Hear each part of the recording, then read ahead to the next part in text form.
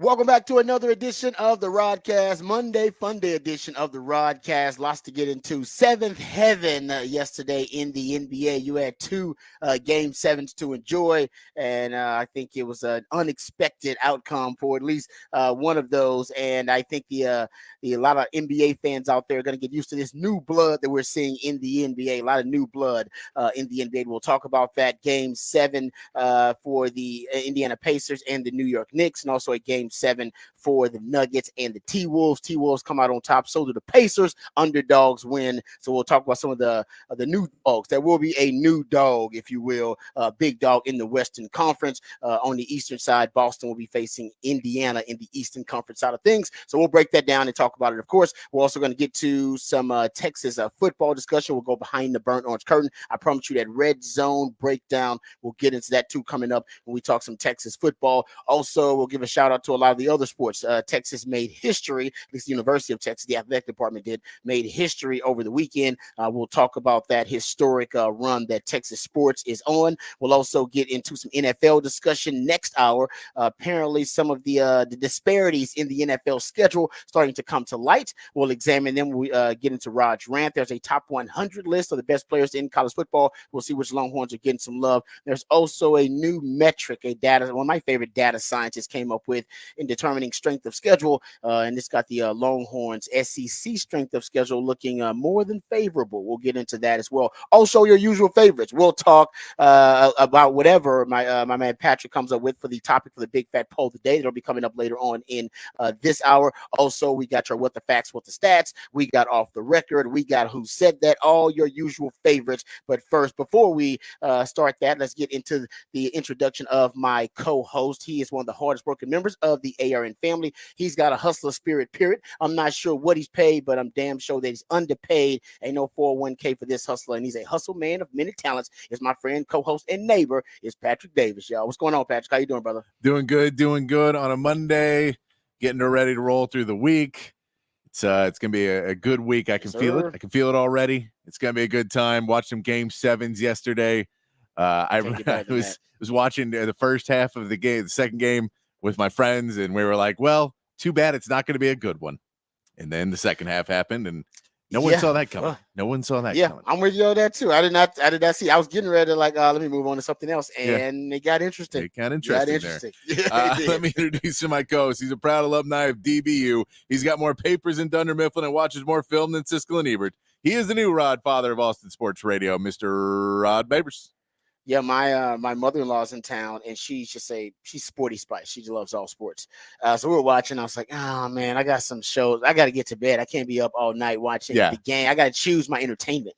And I was like, once it got to be like 20 points, I was like, I don't know. Game 7, they're up 20. Usually, when that's the case, especially at home, defending champs, I'm adding it up. I'm like, I don't know how many more minutes I'm going to give this. And she's like, let's just watch it for a while. I was like, all right, let's just watch it, see if they come back. We'll watch it going into the fourth. That's why I was like, we'll watch it, see how it is going into the fourth. And then they made that run in the third is basically where the game was essentially won. If you go look at how the third quarter worked out, we'll get into it and break it down. But yeah, that's when I was hooked after that because it was riveting. And I can believe it because of the way the series started. But think about winning 3 games on the road against the defending champs. You watch a lot of NBA basketball, Patrick. That's not supposed to happen. No, and 3-time MVP Jokic too. That's what I'm saying. There is so much in that was not supposed to happen. But it's not supposed to happen.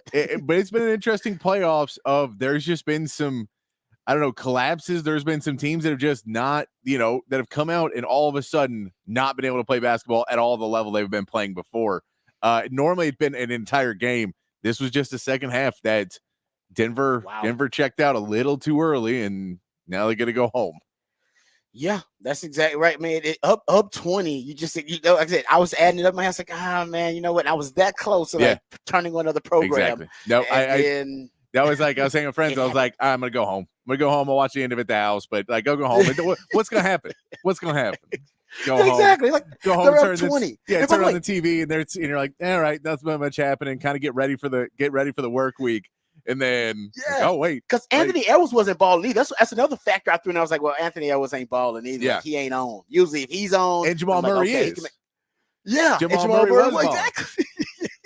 It was all adding up to, all right, Denver's about, they're going to win it. I don't know if they're going to blow them out like this. They'll probably make a run, but you know what? I got to get up at like 4 something in the morning, so I just don't know if I'm going to stick around for it. And hey, man, they had me up to the last minute, and it ended up being a great game 7. The Eastern Conference side of things, not exactly a great game, but an epic performance that also unexpected.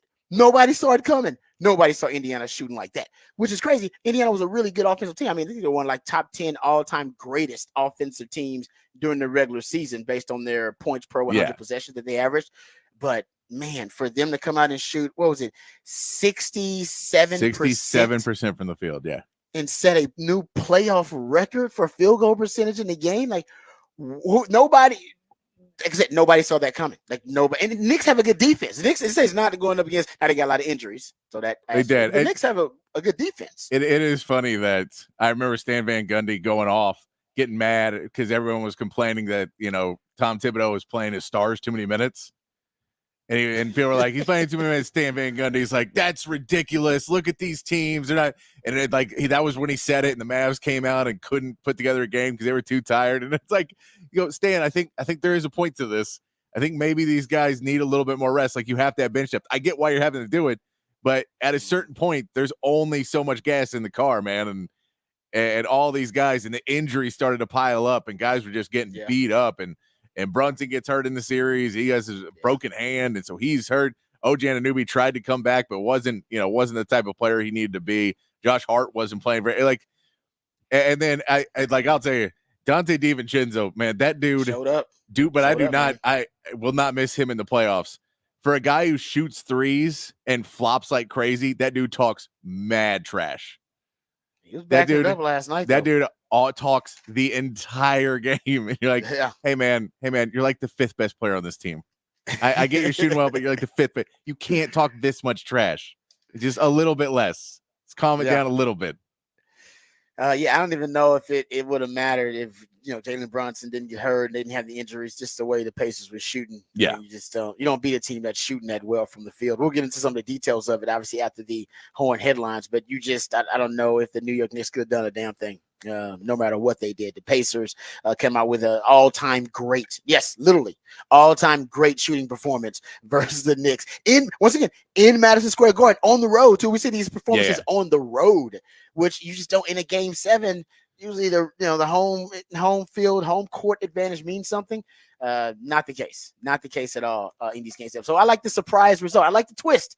I like a little twist at the end of my movies. I see where the plot's going, and I like to try to predict where the plot's going. But give me some M. Night Shyamalan twist. Give me something at the end of it. Surprise me at the end.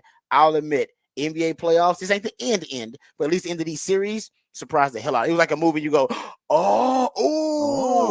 didn't see that coming. Well done. Yeah. Well and done. Now we're in the conference finals, and we get to see some more, and we still got a team and then Texas in it. So there's some good things happening. I can't wait to start breaking that down, which we will all this week. Obviously, be talking about the Mavs going up against the Timberwolves. That is not a result many expected to see, Patrick. So no. That's not a result. Nobody expected to really see the East. Boston was expected to be there. We get that. But in terms of the Pacers, I don't know if anybody picked up Pacers. Not in the second half of the season. Finals. Not in the second half of the season. That first half when they were like the in-season tournament where they were playing really well, but Halliburton's been dealing with those injuries and hasn't been the same player. But I mean, Siakam played so well in that series too. He played really well, and they were able to get the win. And I mean, in reality, you're happy that you get a team that's not completely injured and beat up going into Boston to give yourself at least a shot. Yeah, because otherwise it would have been okay. Well, first 2 games, half the roster for the Knicks are out, and we're playing. Alec Burks is playing another 40 minutes this game. Yeah. Big Brian's playing 35 minutes. Like, oh, that's not what anybody wants to see. No, but it's like I said, very surprising result and I think a good one though. We talked about you talked about the new era of superstars, yes. Obviously having their breakout performance, their coming out party, these playoffs, you're starting to see that in a lot of ways. And then the new blood being recycled into the kind of the aristocracy of the NBA. It's usually the same old teams. Now Boston is the same old team, but Minnesota, the Mavs now getting to the Western Conference Finals, Indiana in there too. That's an oldie, but it was the last time 2000. at the Indiana Pacers were in the Eastern Conference Finals. So Yeah, that's retro, baby. Yeah, it's been a long time. I mean, that was like when you watch that Malice in the Palace, and that was supposed to be their year back then. Yeah, exactly. Yeah, I mean, I remember those teams from the early 2000s. It was Rick Smits and well, no, but it was like when that was early 2000s, and then it was when they got Jermaine O'Neal. Then they had another. You're right. They had another. They had run. that Jermaine O'Neal run, and then they were doing that was like the end of Reggie Miller. Yeah, no, you're right about that. No, those Pacers teams were gritty. This is a very different Pacers group, but they played, man. They can score. As we saw in that game 7. All right, let's get the horn headlines first, and then we'll come back. We'll dive deeper into these matchups. Also, look ahead a little bit. Mavs facing the Minnesota Timberwolves. We'll at least on the surface look at that matchup and see what challenges it may present to the Mavs. But this is a golden opportunity for the Mavs. I want to ask my man Patrick who they would have matched up better with. We didn't really discuss that, but is this a better matchup for the Mavs than the Nuggets would have been? Either way, I mean, you're talking about nightmare fuel coming in. So we'll hit my man Patrick with the horn headlines. Let's get updated. Let's get educated, and let's get informed with all the top stories of the day with Patrick Davis in the horn headlines. All right, your horn headlines brought to you by Top Gun Rentals and Lawn Equipment. Texas baseball got their first sweep against a Big 12 opponent in their final series of the season against Kansas. With the wins, Texas gets the 3 seed in the Big 12 tournament, facing Texas Tech in the first round on Tuesday. And Texas softball dominated their regional in the Women's College World Series with 3 straight wins. They will now head to the Super Regional to face Texas A&M with games starting on Thursday. In the NBA, the Mavericks overcame a 16-point halftime deficit and used some late P.J. Washington free throws to knock off the Thunder 117-116 and advance to the Western Conference Finals.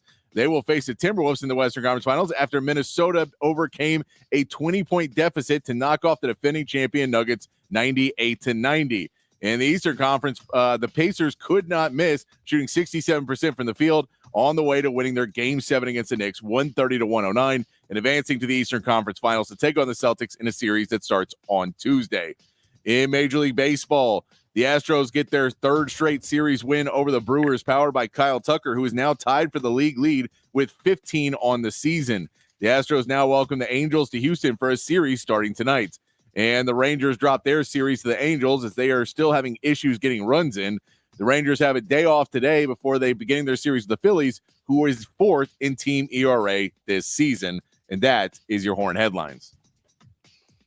All right, thank you, Patrick, for the horn headlines. Let's get back to a couple of those headlines, talking about the NBA playoffs, Game 7s last night. You had 2 of them. T-Wolves with a surprising win, 98-90 over the Nuggets, and they're in the Western Conference Finals for the first time, in 20 years. They were the number 1 defense all season long, so it shouldn't have been surprising what they were able to do, but still impressive nonetheless. In that game, first of all, they held Denver to 90 points or fewer in 3 of their wins in this series. Yeah. To kind of showcase how good that defense was. And in this matchup, they held Denver to just 37 second half points. So I think it was a 15-point lead at half, ended up being a 20-point lead early in the 3rd. And then that's when Minnesota flips the switch defensively. And they just put the clamps on Denver. Denver ended up being outscored in the 3rd, 28-14. And the difference between the first half performance of Minnesota and the second half, I mean, you're talking about just a turnaround, like a straight up 180. I mean, they just looked like a different team altogether.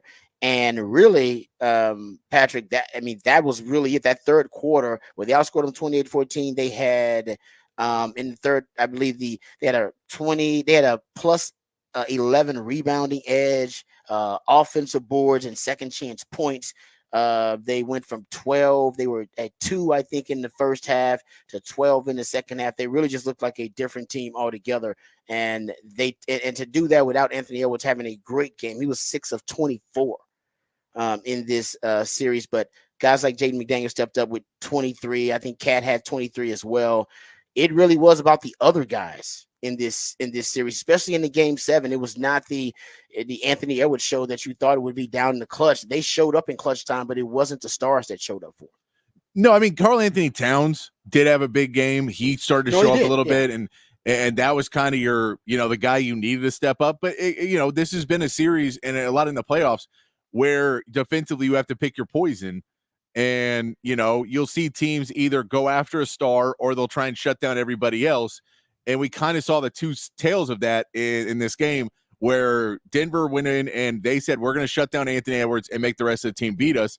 And they did. And when Rudy Gobert started hitting little, fall away jumpers, that's probably not your night because that's not really Rudy Gobert's game. But he was hitting it. In that second half, Minnesota was getting whatever they wanted. They were still shutting down Anthony Edwards, but everybody else was starting to get theirs.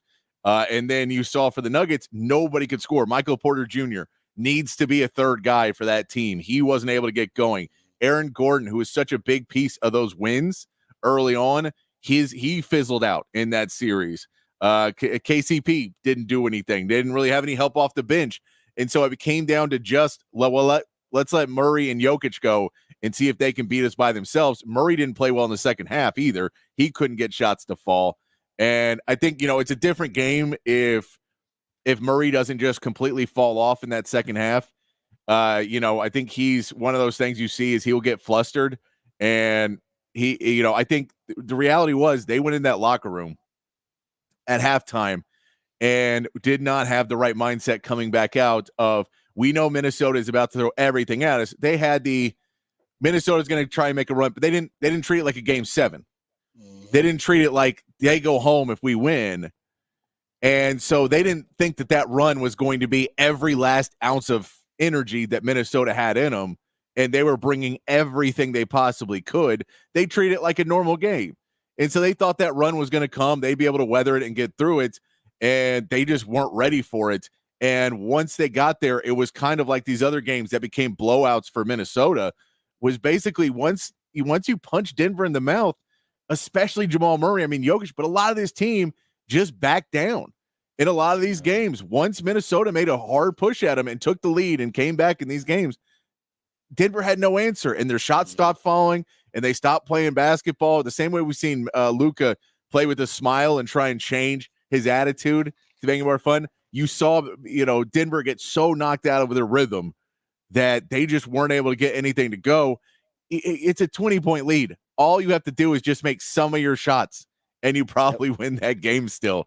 But they were just playing so awful. Jokic was trying to do whatever he could, but one guy's not enough when the rest of your team is basically not showing up.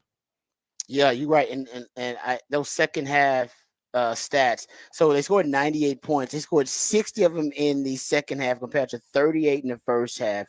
They shot 46% in the second half compared to 32% in the first half. Rebounding difference for Minnesota first half to second half, they were minus 11 in the rebounding differential in the first half, plus 14 rebounding differential in the second half, and second chance points 12-2 first half to second half for them. So they really did turn around. And to your point about really how Jamal Murray, he scored a lot of points, but they didn't have him in clutch time when it mattered most. It seems like the points weren't impactful. First of all, there are only two guys in double figures, Jokic and Murray.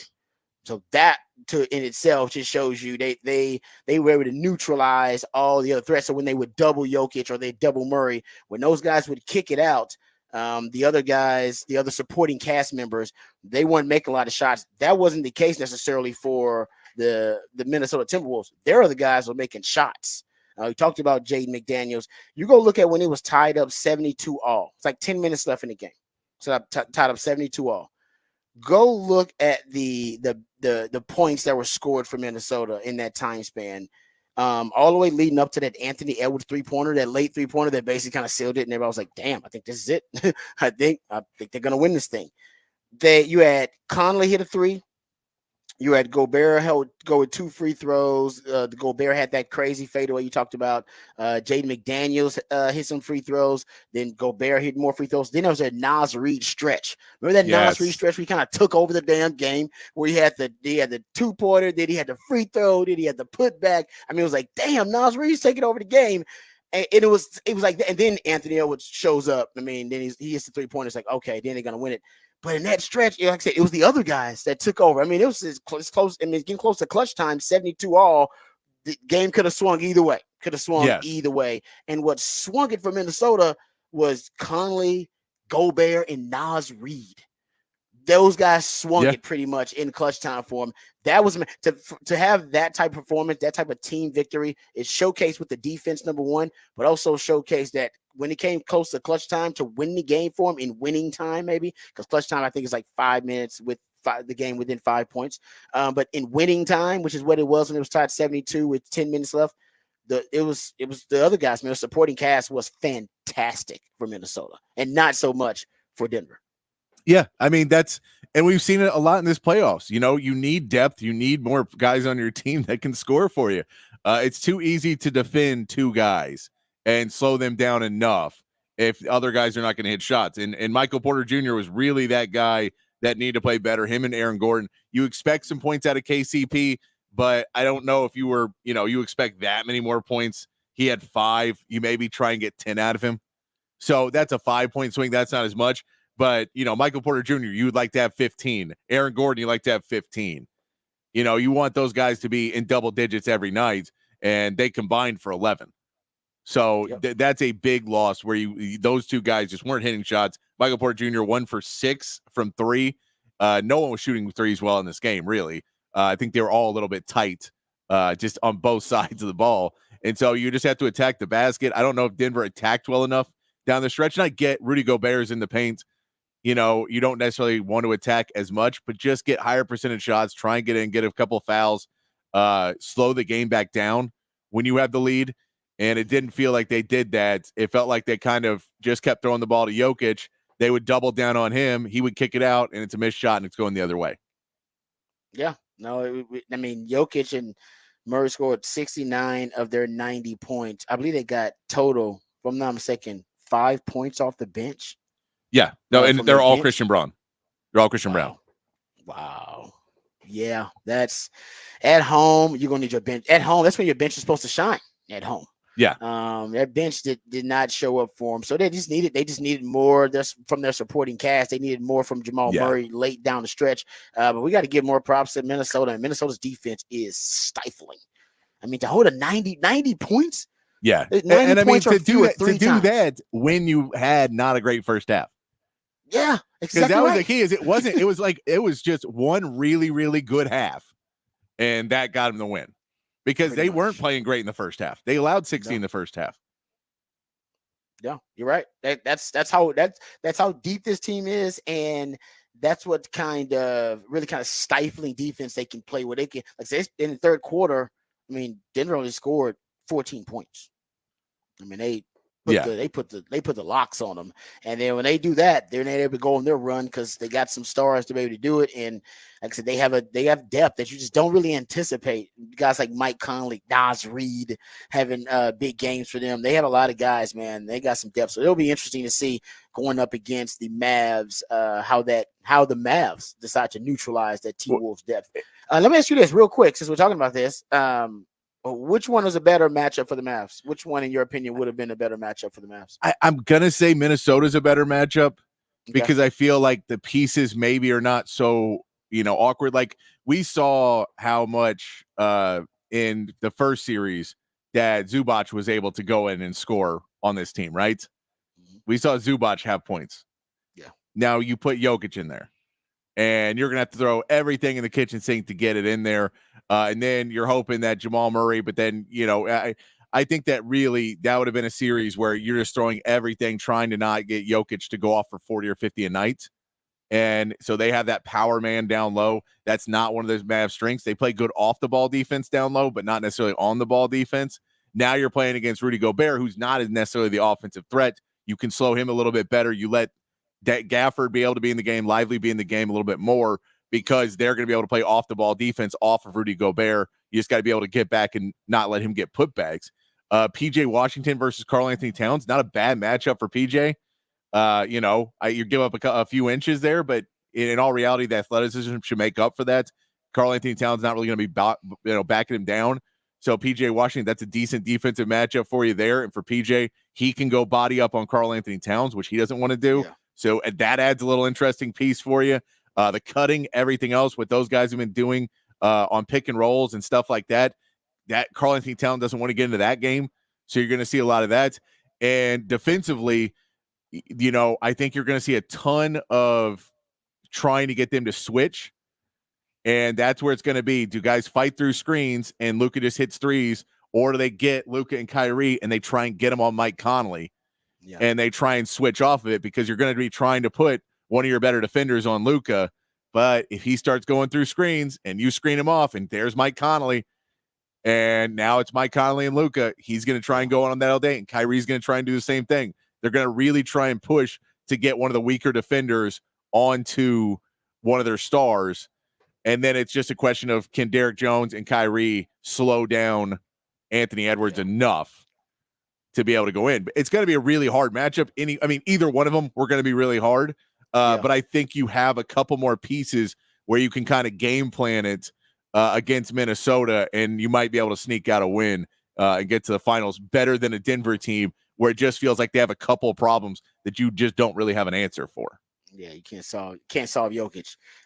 You're right, and Minnesota did as well as you could, but they got a lot of pieces to help you too. I mean, you got the best defensive player. That's what I say. Is Minnesota Minnesota was specifically designed to beat Denver. Yeah, the guy who designed the Denver team went to Minnesota and designed the team to beat the team he designed. Okay. So like that's the reason they traded for Rudy Gobert. That's because they said we can't beat Jokic with Karl Anthony Towns as our center.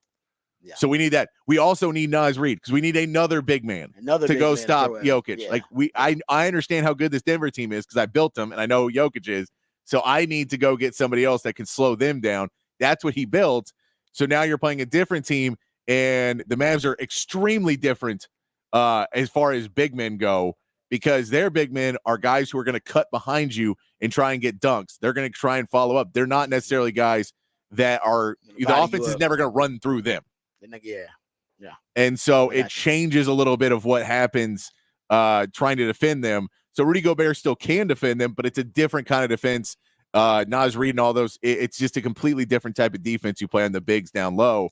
So I think that there's parts of it that favor the Mavs a little bit more than if you play against a Denver team that just knows what they're doing, and they can kind of throw down low. And if Jamal Murray plays well in 4 games out of the series, they probably win.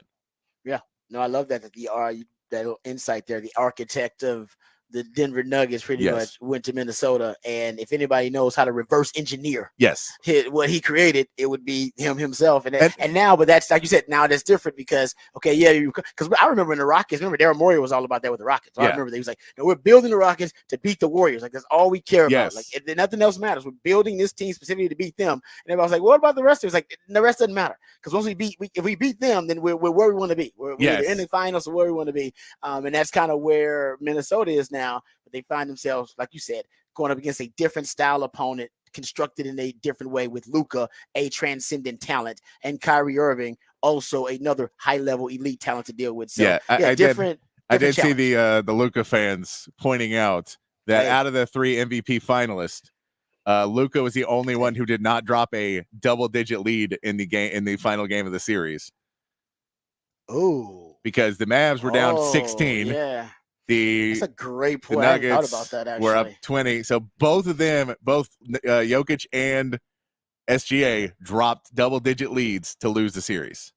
And also, if you took down one of them, that was pretty good. Now you get, that was pretty good. It would have been great if you could have taken down the other one on your way to a championship. But now Luka will have to do it by going through Minnesota. That's going to be a hell of a matchup there, hell of a series. All right, we'll talk about Indiana a little bit later on, but there wasn't really much to it other than Indiana was all-time hot. You're talking about in fuego from the field. They set an NBA playoff record, 67% field goal percentage from the field. Jalen Brunson got hurt in the second half with a broken hand. That guy was playing like the best player in the playoffs, actually, offensively, playing like the best player in the playoffs. Once they lost him, in addition to all the other injuries, that was all she wrote for the New York Knicks. But the Pacers do it on the road in Madison Square Garden. That's a wild place to set a playoff field goal percentage record. Right? Is in Madison Square Garden. And then did you see what Tyrese Halliburton wore to the post-game presser? No, don't say he wore a Knicks jersey or something. He wore the sweatshirt with the Reggie Miller doing the choke on it. Well the done. post game That's presser. it. Like I said, that's well done. Well, that is classy trolling. That's a classy trolling. troll job. Yeah. Classy troll job there. Good for you, young man. All right, we'll get back to that and talk about it. But of course, let's get to some Texas football conversation. Go behind the burnt orange curtain. I promise you guys a breakdown about my red zone research. I went down the rabbit hole last week, so I'll give you that. What I think Texas will do to improve on their red zone offense last year. One of the worst in the country, 90th, 120th in touchdown percentage in the red zone. The mystery of how they were so bad in the red zone, yet so talented across the board offensively. We'll dive into it, examine it right here on the Rodcast, featuring Patrick Davis. I'm Lifetime Longhorn. Rod Babers coming back on the horn.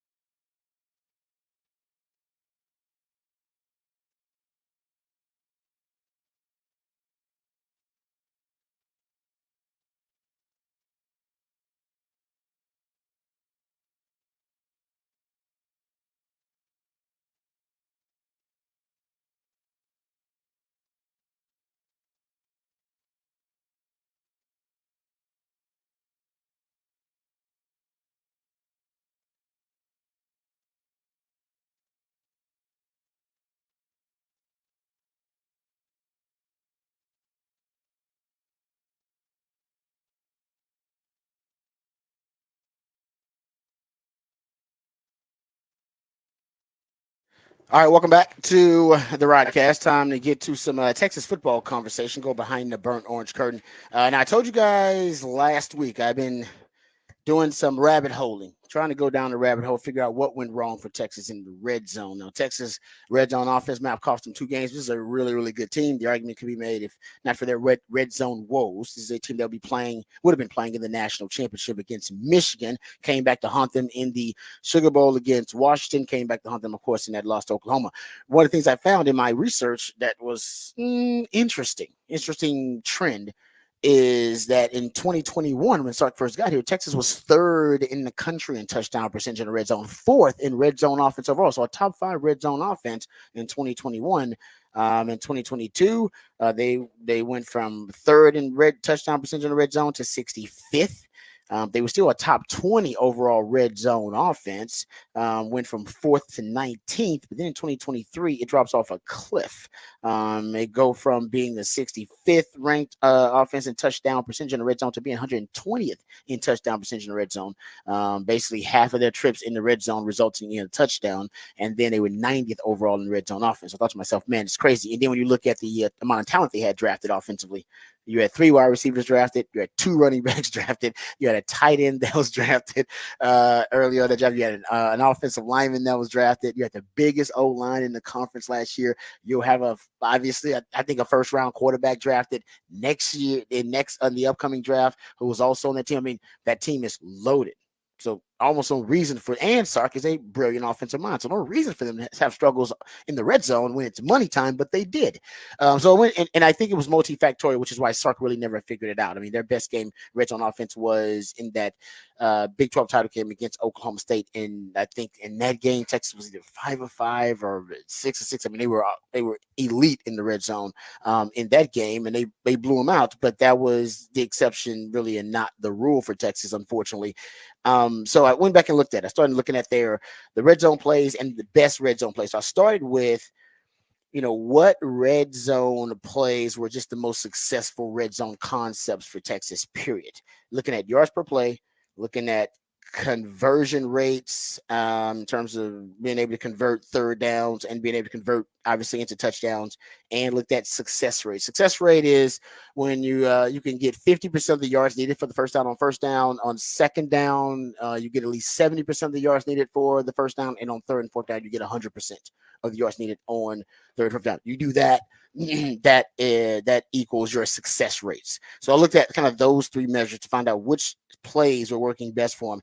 And what I found, if you're looking at yards per play, they have what they call a leak play, which is a delayed release by a tight end. That worked really well in the red zone. Their RPO game, in terms of if you look at yards per play, they have a wheel RPO that they like to run. Kind of running that wheel route down there in their zone. It's a wheel RPO combo. They have a screen that they run to the running backs, kind of a swing screen. That's one of their most successful plays in the red zone. They have a inside zone, which is then a glance RPO off of that they love in the red zone, that also worked really well for them in the red zone. If you're looking at conversion rates, they have a kind of flood concept. Flood is when you flood one area of the field with multiple routes, with 3 to 4 routes in one area of the field. They have that concept that worked really well for them in terms of converting split zones, RPOs off split zones, which is when you have misdirection in the backfield, cross block by your tight end. The inside zone cutoff is also a very similar play. And then they have the swing screen also is in a conversion rate. So if I'm looking at the plays that they are really good at, right, and success rates, they're all kind of the same kind of plays. RPOs are working really well for them. I take the top 10 most successful plays based on those 3 metrics. RPOs become really popular for Texas if you're just looking at those 3 areas. So 5 of the top 10, half of your top 10 plays that are the most successful are RPO concepts for Texas, which is not a surprise because Sark loves the RPO concept, right? He describes his offense as an RPO-based passing game. So when he's in the red zone, he's going to rely on what he thinks his strength is, and that's RPO, the RPO game. So they love the RPOs down the red zone. And they also love, I think something that's worked well for them is misdirection in the red zone, where you're talking about split zones, which I say it's like cross block, the misdirection in the backfield, or whether you're talking about some of the really some of the glance, the slide wheel, the glance combos I'm talking about, like the glance and the wheel route combos. Those are kind of misdirections the way Texas runs them because they run with a lot of pre-snap motion. So if I'm looking at just the concepts that work for Texas, just me as a football mind, I'm gonna say you're gonna need more misdirection period in my opinion, in the red zone. I think there should be more misdirection with your pre-snap motions and shifts. I think that's something Texas doesn't have enough of. When I look at the top 10 most successful plays based on the metrics I gave you, and I look at uh, the plays with misdirection in them, 6 out of the top 10 have misdirection in them. If I look at your top 10 most successful concepts in the red zone. So I would throw in you need more misdirection. And the thing that helps misdirect, and Shark uses it all the time anyway, like with split zones and with a lot of pre-snap motion shifts. And to improve your misdirection, I think in your plays, you need more pre-snap motion. Sark right now is probably at about 50 to 55% of his plays that have pre-snap motions and shifts. And that's a really healthy amount. Honestly, Sark should be closer to 70%. And we're like, man, that 70% is a lot. It is a lot. But when you go look at the teams in the NFL, which Sark, he idolizes these coaches in the NFL, especially with the Mick Shanahan coaching tree. The 49ers are at 75%. Hell, let's go look at the Shanahan coaching tree. Sean McVay's at 70% pre-snap motion rate. Matt LaFleur's at 64%. Hell, Mike McDaniel's at 82% over in Miami. Sark's average now. I'm not joking. Sark's right around the average at between 50 and 55%. You need to be a way above average. You look at the best offense in the league. Where's Kansas City? Kansas City's at 64%. The Detroit Lions at 62%. The best offenses in the league use a lot of motion, tons of it, a lot of misdirection too. And specifically, they use it a lot in the red zone. Matter of fact, I'll get back to the 49ers here and why I think Sark is probably looking at the 49ers as a copycat model of what he needs to do more of in the red zone. But he needs more pre-snap motion, and I think more pre-snap motion, like I said, will lead you to more misdirection. It naturally does. Especially go look at how often Sark's the play, like the actual movement of the play, direction of the play is different oftentimes from the pre-snap motion. A lot of the times, right? Because Sark is trying to bait defenders into moving one way or the other and creating space like that. And by the way, the reason he needs more motion, you go look at Sark's offenses when he targets motion, like throws the football to a guy that was in motion. It's unbelievable. He's at I'll go look at just this past season, 10 yards per attempt when they target a player in motion. He had 78% completion percentage, 23% explosive play rate. And you'd be like, well, that's probably an anomaly. Nope. Last year you were at 80% completion percentage. Your explosive play rate was just as high, if not higher. 2021, 81% completion percentage. Yards per attempt, you are at 8.4 yards per attempt. Should do it more. He doesn't do it enough. He doesn't motion enough, and he doesn't target the motion enough. I'd do more of it if I was Sark. Getting back to the teams in the NFL that can kind of help Sark with this, and we know Sark steals from NFL teams. He's admitted that. He goes, I copycat those teams. I look for things that are going to inspire him. He looks for cheat codes, all that kind of stuff. There's no doubt he should be looking at 3 NFL teams specifically who are elite in touchdown percentage in the red zone. Texas was 120th. They were around 50%. The 49ers last year were at 68%. The Miami Dolphins were at 65%. The reason I say look at those two offenses is because they're similar, right? Because they're from the same coaching tree, the McShanahan coaching tree. And one of the things they do have in common, let's throw it out there, they use a lot of two tailback sets and 2 back sets, right? The Miami Dolphins are using more pony packages with 2 tailback sets. The 49ers are using Juice Check as their modern age fullback, but they use more 21 personnel than anybody. I don't think it's a coincidence that both top 3 in touchdown percentage in the red zone in the NFL. Detroit sandwiched right in between there. So, hey, go study Detroit too. But the reason I say study the Shanahan coaching, you're already familiar with it. You already have incorporated their concepts in your offense, and you already have a 2-back package with your pony package. And I'm sure you can use some of the same concepts they're using because I know they're using A lot of pre-snap motion down there because both of them are top 3 in the NFL when it comes to pre-snap motion. Miami Dolphins number 1, 49ers number 2. Coincidence? I think not. Right? More pre-snap motion in the red zone, more misdirection in the red zone, more two tailback sets, period. Not just in the red zone. Texas, this is not in the red zone. This is just period. If you go look at Texas yards per play, they're in double digits in 21 personnel yards per play. If you go look at yards per attempt, hell, they're around 13 yards per attempt. Explosive play rate is around 23%. This season out of 2 tailback sets. That was the same case last year. Last year, you had 8 yards per play, over 8 yards per play out of 21 personnel, 11 yards per attempt. What was the first touchdown you had in the Sugar Bowl versus Washington? What were you running? Pony package, 2 tailback sets. Not a coincidence. Steal from those 2 guys. Steal a lot of their pre-snap motion. Steal what they're doing in the red zone, even if they're doing it with 2 running back sets. I think Sark's already on that because he's a smart dude and he's already admitted that's one of the things he does in the offseason to study other teams. It would only make sense. He's diving down the rabbit hole to solve his red zone issues, and he's also looking at some of those NFL mentors that he has offensively because he runs a pro style offense, and that would make perfect sense. Right, studying those 2 offenses who were elite in red zone offense last year. And the 49ers have been there for a while in terms of what they do in the red zone. I mean, they were number 1 last year in touchdown percentage in the red zone. They were number 4 in 2021 in touchdown percentage in the red zone. So he's always close. They were number 7 in 2020. The only time they kind of fell off a cliff probably was in 2022.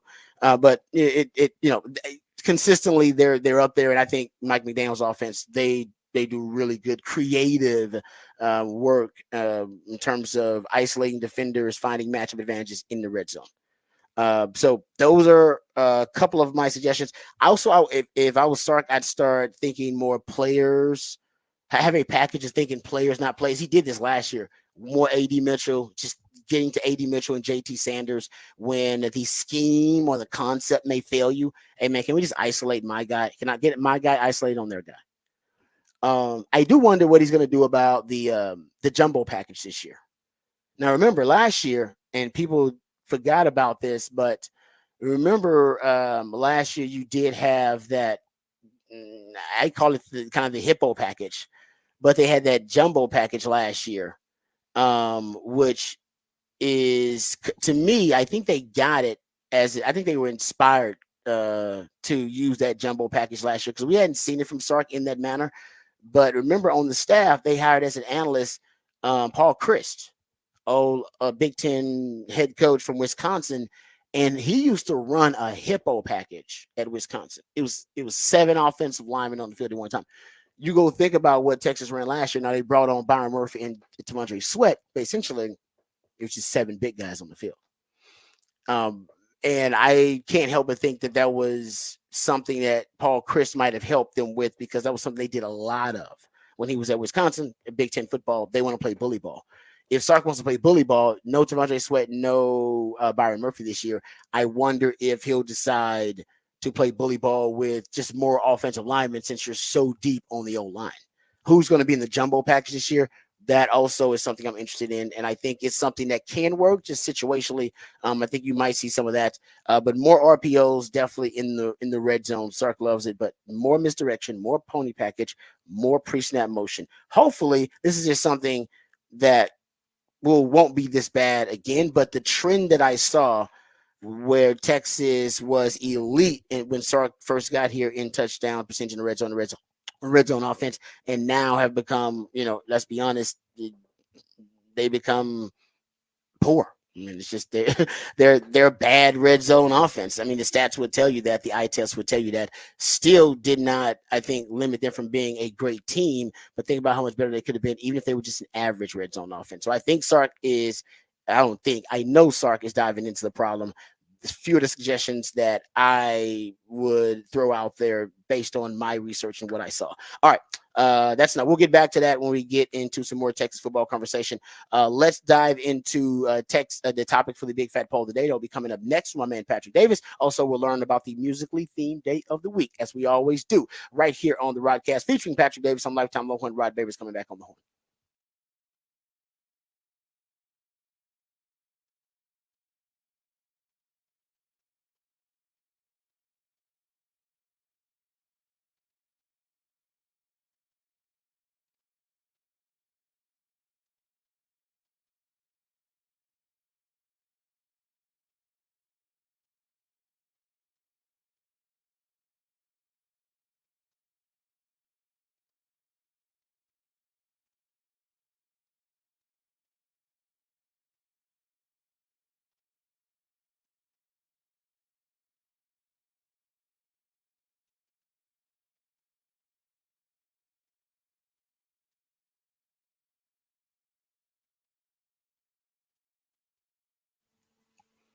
Hey, what's up, folks? Lifetime Longhorn Rod Babers here. Austin is a great city, one of the best cities in the country. And honestly, the traffic, I think, is a great example of how people love this city because they're willing to deal with the traffic. But the more people move here, the worse traffic gets. But that's okay because the city continues to grow and thrive. And so do our friends over at Ironworkers Local 482. Now, they have been involved with a lot of great projects here in Central Texas and a lot of the iconic landmarks here in Austin that we love so much and take so much pride in were actually built and constructed by the skilled craftsmanship of Ironworkers Local Union 482, like the Pennybacker Bridge and DKR Stadium. The folks over at Ironworkers Local 482 don't just go to the office, they build it. So if you're thinking about refreshing career change, or maybe you want an exciting employment opportunity, or maybe you want a new challenge, or you want to feel valued by your employer, you can become a valued member of this prestigious organization, Ironworkers Local 482. And right now they're hiring over 3,000 people. So it's the perfect time to do it. They have a huge project happening right here in Central Texas. They're offering competitive wages, competitive benefits, a pension plan. They even offer training for unskilled labor through their apprenticeship program. So right now is a great time for you to become a member of Ironworkers Local 482 and take pride in the type of teamwork and craftsmanship that help shape the future of our great city. You can maximize your potential and be your best self today. Simply go online and apply at ironworkers482.org. That's ironworkers482.org.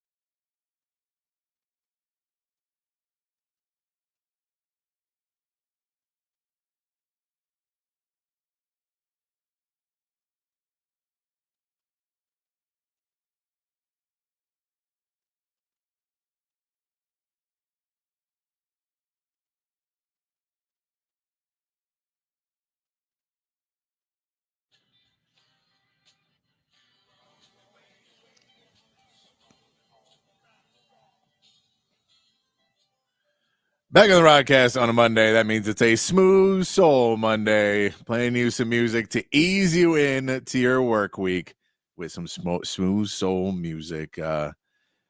Quick shout out real quick because I didn't mention at the beginning of the show. Shout out to everyone at Tex and Windows who took real good care of us on Saturday. Sure. Had a lot of fun out there with them. It was a good time. If you haven't checked out Tex and Windows, appreciate them having us out on Saturday for a show that was off the record, off the rails for pretty much the entire show. It was fun, man. It was a fun time. It was a weekend edition, which I don't think we've ever had a weekend edition of the show. I know we've done pre-games, but we've never done a weekend edition of. Weekend edition of the show. Yeah, so it was fun. They great hospitality out there. Fine folks at Tex and Windows. So we appreciate them. Let's get to the big fat poll today. Text line's open 512-447-3776. Patrick's big fat poll of the day on the Horn. Big fat poll of the day today. With the Nuggets being eliminated last night, that does mean that we will now get a 6 different NBA champion in a row. None of the people who've won the last 5 are still in the playoffs. So we know there'll be a 6 different in a row since Golden State had their run, their dynasty that they were going through. Now it has been since 2019, a different team every year winning it. So I looked into that and I started to wonder which league right now, because the NBA changed their CBA to try and add more parity, which professional league in America, we'll say, has the most parity.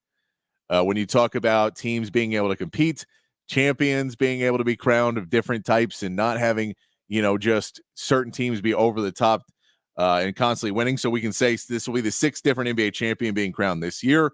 The NFL did just have its first back-to-back winner since 04-05, but did not have a back-to-back winner for about 20 years.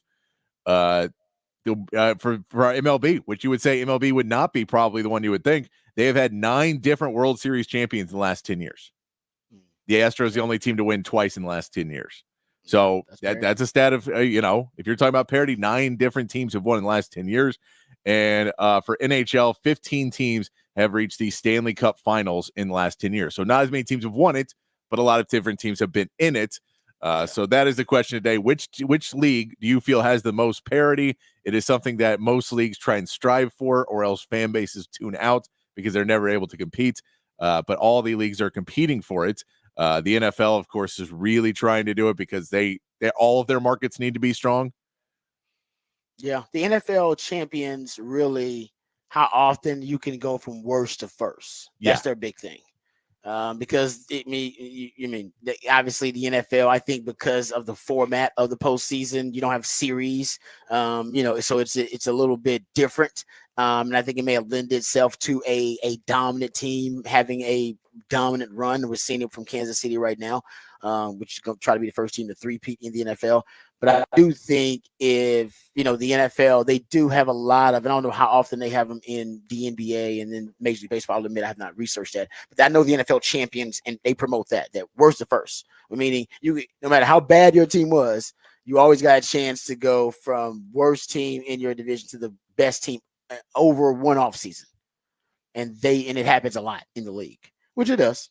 So I don't know how often that happens, but that's what they promote a lot of because they know, it can be tough to keep hope alive in all those different markets. And that's how you do it. The NFL promotes hope that everybody's got a shot. That's why the draft is such a big deal and the offseason is such a big deal for them. And that's the NBA trying to have the CBA where they're now starting to limit and put real penalties on teams for being over the salary cap and being in the luxury tax, trying to penalize teams more and more so you don't get the Warriors and what the Clippers are trying to do, and those teams that are just saying, well, we'll just buy all the best talent. And if we get lucky and we hit, well, y'all are screwed for the next 5 or 6 years because we're not letting any of these guys go. We keep adding pieces.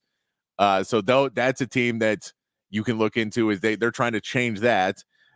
We know MLB, they don't necessarily care as much about some of the smallest markets there.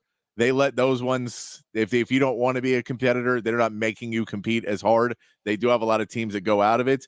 However, free agency does allow different teams to come in and compete. You have the minor league system so people can build up and kind of all of a sudden have this huge influx of talent come in, which is whether, another sport can you basically load 5 new players onto your roster in 1 year that could all become all-stars because you're waiting for you want the salary cap and when you put them under your team control and all of that. You want their MLB service to start at a certain time. So there's different worlds in all of it. I don't know enough about the NHL to tell you all of the pieces of how much that parity is. So I can't tell you exactly that. I can tell you the other three. That it's an interesting question though, because I'm not sure which one you would say is the most. Because as much as you'd want to say it's the NFL is also a world of if you don't have a quarterback. Yeah. So it really goes into, well, Patrick Mahomes is on the Chiefs, so how much parity is there now? And Joe everybody's got that. I mean, if you don't have a superstar in the NBA, then you got but you don't have to have one position. So you got to have a star though. Yeah, so you can have Jokic. It's whatever's rare. That's rare to have a superstar like that. If you don't have a superstar, then you got no shot in the NBA. It's a superstars league. Yeah, but there's now 4 teams left in the playoffs, and they all have stars. So exactly. Yeah, I think that's kind of their version of the quarterback. But you're right. If you don't have a quarterback in the league, you're done. That's why the NFL's trying to just make it easier to get a quarterback with the rookie wage scale, because they know, all right, we got to give teams margin for error, because if they'll be down for a decade if we don't make it easier for them with the salary cap and to move on from a bad quarterback when they pick them. You're right. That's why the NFL, I think, is at the bottom of this. I don't necessarily think they have the most parity of all those pro leagues. I don't. I think it's the most entertaining, and it is. I think it's the best product overall, TV product, and it's America's favorite TV show. That doesn't mean it has the best parity of all those. No, because we know that the 49ers have continued to be in it. We basically know going into the year who are normally going to be that, and you maybe have 1 or 2 surprises, but they rarely win the Super Bowl. So. And only injury to quarterback can really totally derail it. Yes. Everything else is like, oh, no, injury is expected here and there. So you're right. No, I get that. I don't necessarily think it's most competitive, but they do the best job of promoting, marketing, and basically building a TV product. They know it's a TV show. And I think some other leagues, they lose sight of that. It's like, dude, it's a TV show. Treat it like a TV show. Yeah. And that's how you got to understand it. It's entertainment for the folks out there. The NFL, in fact, we'll get into this. It's a perfect segue, actually. We'll get into it in Rod's Rant of the Day, because the NFL will sacrifice a ton player safety to make sure you get the best TV product out there. And they've done it this year. They've decided we might have a really great TV product, and we're going to sacrifice player safety. We may even sacrifice the competitive product itself, because there are certain teams that we want to get in certain slots, period. We'll get into that in Rod's Rant. All right, there you go. That's the big fat poll of the day. We'll discuss that on the other side. What league has the most parity? Is that basically what pro league has more? Somebody might come up with MLS or something. Man. That's the thing. I don't know. It started to go down the hole, and the rabbit hole, and I was like, I don't want to go too far down into it. And someone will say, no, man, you've got professional lacrosse, man, a different team every year. I don't know. I know. Like, I don't know. So I stuck with the big 4 of American sports. Big 4. That's what I stuck with. So, Big 4 is interesting. I mean, honestly, it all depends on what you consider to be parity in your definition. But like I said, I don't know if the NFL is going to win that conversation. All right, we come back. We'll get into this top 100 list, top 100 players in all of college football. See what Longhorns are listed, and a very interesting metric to determine strength of schedule in all of the power conferences, but specifically the SEC and what it says about Texas' upcoming SEC schedule. All that and more right here on the Rodcast, featuring Patrick Davis on Lifetime Longhorn. Rod Davis coming back on the horn.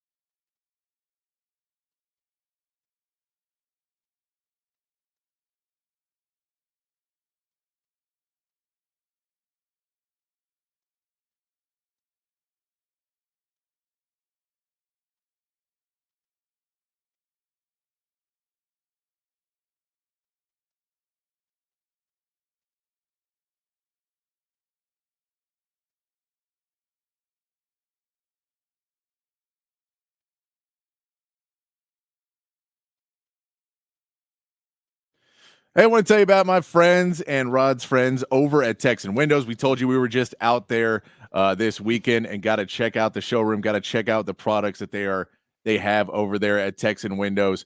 And if you need to get some new curb appeal for your house, if you are looking for a way to spruce up a house, maybe you want to change some of those windows. Maybe you want to take a functional window and make it just a big portrait window, or maybe you've got some grids on your window that you don't want to see anymore. You can go get them cleaned up. Maybe there's some fog on your window. All of those things you can get cleaned up with Texan Windows. You bring in some new windows, new sliding glass doors, and give your house a whole new look. And there's other reasons to enjoy Texan Windows too.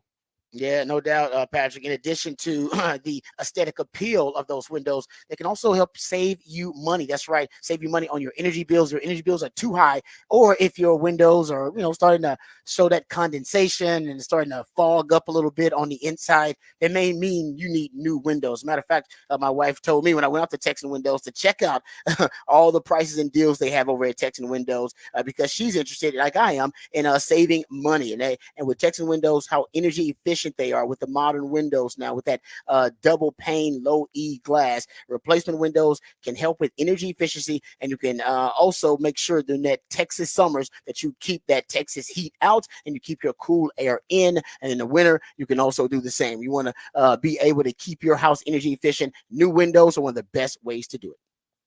So check out our friends at Texan Windows. They have been in business and working with trusted manufacturing partners since 2013. They got the new showroom in Buda. They are your Central Texas window experts. You can get started at TexanWindows.com, or you call 855-55-TEXAN. You get a hassle-free estimate by email or phone, whatever's easier for you. Check out TexanWindows.com. Texan Windows, your Central Texas window experts.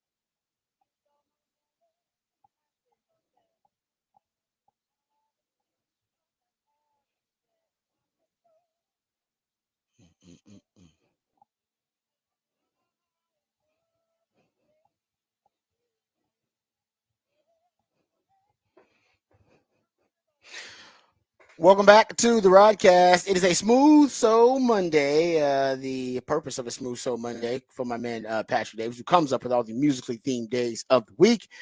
He says the purpose of it is to take you, make it a smooth transition from the relaxing, fun-filled weekend to the hectic, stress-filled work week. And we know that can be rather traumatic. So in order to avoid some of that trauma, he wants to make it a smooth transition. That is the purpose for a Smooth Soul Monday. So we appreciate his efforts. Also, we appreciate him coming up with the topic for the big fat poll of the day, which Patrick is, I think this is one of those kind of those all-time sports debates that we have all the time. Like, it's evergreen. It comes up all the time. And I think it's one that evolves. And I don't know if the answer today is what it would have been 5 years ago for me. No, I agree. And I think that's, we just said that's the NBA changing their CBA to basically say this is a problem we found and we need to change this to help the other teams, because what's happening is there's certain teams that live in markets where they can just charge more for tickets, and that means they have a massive advantage on every other team. So we need to fix that. And that's what they're trying to do, which is, okay, well, if they're going to pay an astronomical price and give up draft picks and give up trade value, and they can't sign free agents and they can't do all that, then they'll be able to keep this team together for a couple more years.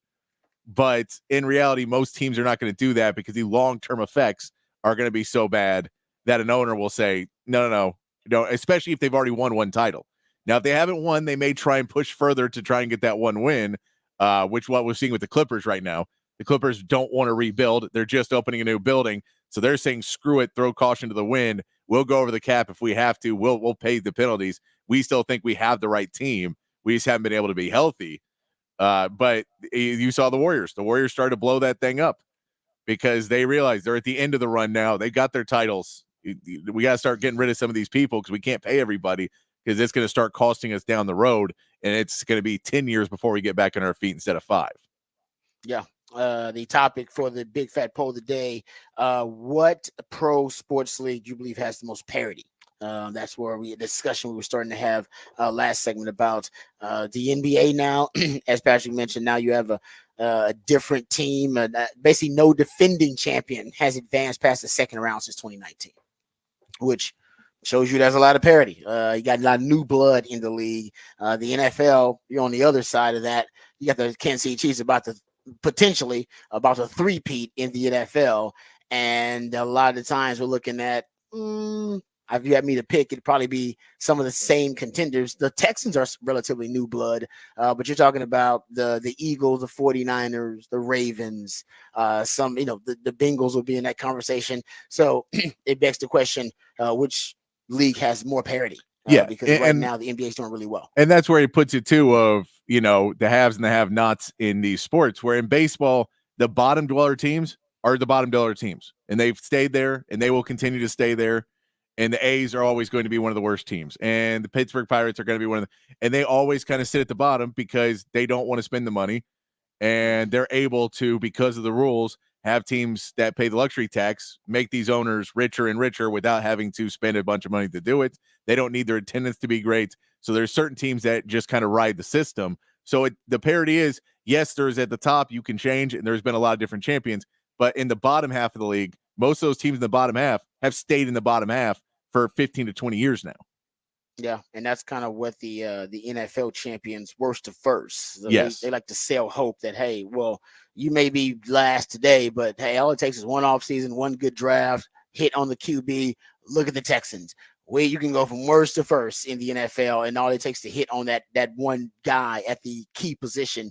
So yeah, I mean, I'm with you on that. It depends. I think the leagues, they promote whatever they think is the best argument for parity as it pertains to the league. And the NFL is like, now let's go worst to first, because we got to keep all these markets interested as long as possible. That's why the NFL is always, championing how many teams are still basically how many games are within one score.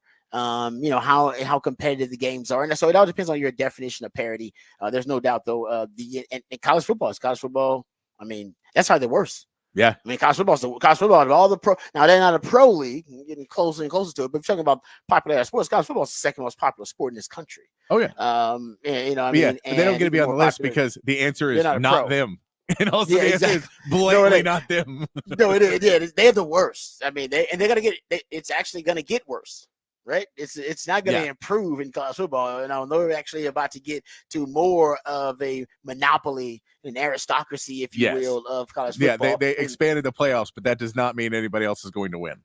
Yeah, exactly. Yeah. There you go. They'll expand even more, but like still don't mean it still don't mean they're going to win. No. And eventually there will probably be somebody who breaks through and just gets Oh really yeah, hot there'll at be the a end of the couple every season. now and then, But yeah, for the most part, it'll be like, no, it's still the teams that have the most are going to keep winning in these. And yeah, there you go. That's they're no doubt about that. They are the bottom of that argument of a parity. All right. Well, speaking of parity, we'll talk SEC schedule for Texas coming up. We'll also get to this On3 top 100 rankings. They ranked the top 100 players in college football. We'll tell you what Longhorns are getting some love there. And speaking of parity, actually, this is a conversation that'll relate to Raj around today. We don't do this on purpose because, Patrick and I kind of we do our own research and then we come together and put things together later on right before the show. So I don't know what the topic is for the Big Fat Poll today. I'm like you guys. I get it as it is announced, and then I add to it and contribute to it. By the way, you can do that on the text line 512-447-3776. But the way the NFL has structured the schedule this year actually is historic. And Warren Sharp, who does a great job. He's a data scientist. He does a good job of breaking down analytics. And he brought up some just eye-popping, mind-boggling. No, actually, it's not mind-boggling because you know why. It's just eye-popping. Yeah. You know why the NFL is doing it, but it's just surprising when you start looking at and breaking down what the NFL is sacrificing for the sake of the TV product and the TV show. Because they want to, but it's for you, it's for the fans. They want to make sure they give you the best product on a TV show. And the NFL doesn't really control who plays who, but they do control when you play. They don't control who you play, because that's already a formula. That's like a formula they already decided based on they want to make sure everything is, matter of fact, as fair as possible. But when they started actually building the schedules and deciding when teams play, when those matchups are going to happen, that's when you could argue there are some unfair practices. Yeah. And it's hurting some teams more and helping teams. Mike Tomlin can argue there's some unfair practices. Yeah, you're right. Mike Tomlin would be like, what the WTF, man? What's up, guys? What's going on here? All right, so we'll get into that. But first, let's get the Horn headlines, get updated, educated, and informed with all the top stories of the day with Patrick Davis and the Horn headlines. All right, your Horn headlines brought to you by Top Gun Rentals and Lawn Equipment. Texas baseball got their first sweep against a Big 12 opponent in their final series of the season against Kansas. With the wins, Texas gets the 3 seed in the Big 12 tournament, facing Texas Tech in the first round on Tuesday. Texas softball dominated their regional in the Women's College World Series with 3 straight wins, and will now head to the Super Regional to face Texas A&M with games starting on Friday. In the NBA, the Mavericks overcame a 16-point halftime deficit and used some late P.J. Washington free throws to knock off the Thunder 117-116. They advanced the Western Conference Finals and will face the Timberwolves after Minnesota overcame a 20-point deficit to knock off the defending champion Nuggets 98-90. In the Eastern Conference, the Pacers could not miss, shooting 67% from the field on the way to winning their Game 7 against the Knicks, 130-109, and advancing to the Eastern Conference Finals to take on the Celtics in a series that starts Tuesday. In Major League Baseball, the Astros got their 3rd straight series win over the Brewers, powered by Kyle Tucker, who is now tied for the league lead with 15 on the season. The Astros now welcome the Angels to Houston for a series starting tonight, and the Rangers dropped their series against the Angels as they are still having issues getting runs in. The Rangers had the day off before trying to begin their series with the Phillies, who is 4th currently in team ERA this season. That is your Horn headlines. All right, thank you, Patrick, for the Horn headlines. We appreciate those. All right, if we don't have time here for the Raj rant, then we'll just push it to the next segment. Also, I want to get into and Patrick talked about it a little bit there, congratulating the Texas athletic department on the 15 Big 12 championships. Crazy. We got to get into that a little bit. That's crazy. Yeah, on their last year on the way out. on the way out, the farewell tour, 15 big, which is, by the way, that is a record. That's a conference record. So they set the conference record for Big 12 titles won overall by a athletic department on their farewell tour in the Big 12. That is, yeah, talk about a cherry on top. That is fantastic. You can ask for a better farewell tour for Texas in the Big 12. Basically, arguably having overall, not just the big sports, but overall having their best athletic season as athletic department in arguably since they've been in the Big 12. I mean, now we'll see if they win the Directors Cup, but if they set a record for Big 12 titles, you can make the argument that's the best overall athletic season that Texas sports has had since they've been in the conference. Yeah, I mean, which is since 97 or whatever the conference came. It's not a bad way to go out. Not a bad way to go out.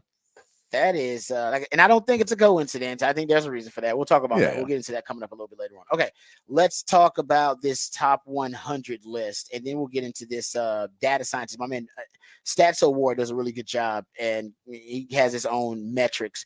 And he came up with an advanced metric to determine strength of schedule that I want to get to here.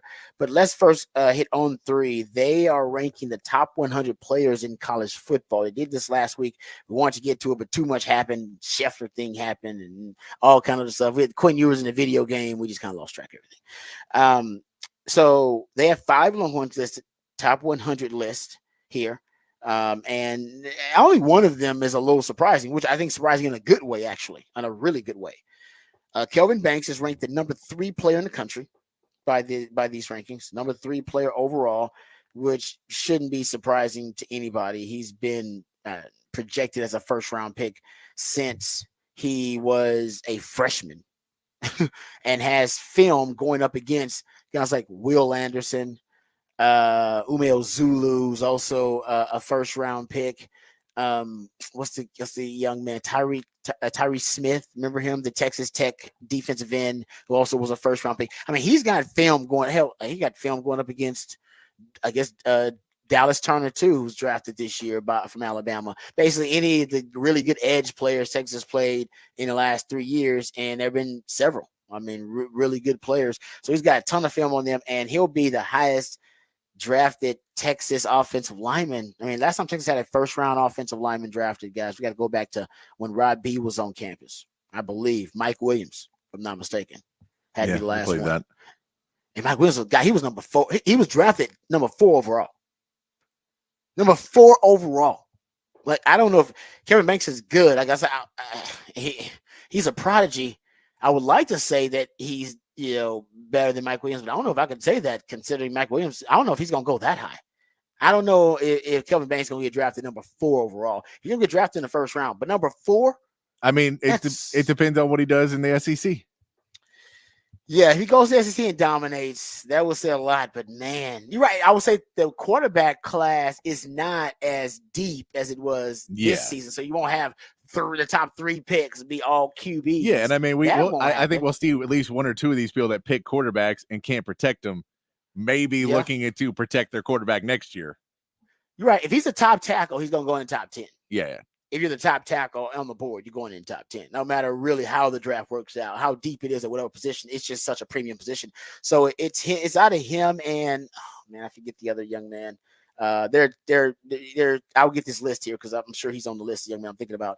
But if he's a top tackle, which is kind of like Quinn Ewers, right? If Quinn Ewers is the top QB, then he's going to be drafted in the top 10 just because of the value of the position. The question is he going to be the top person at that particular elite position?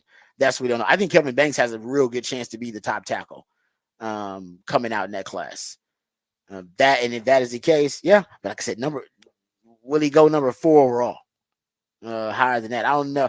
I think that's the highest for any offensive lineman for Texas. I'll go do the research, but off the top of my head, I'm thinking that that's the highest any offensive lineman has been drafted.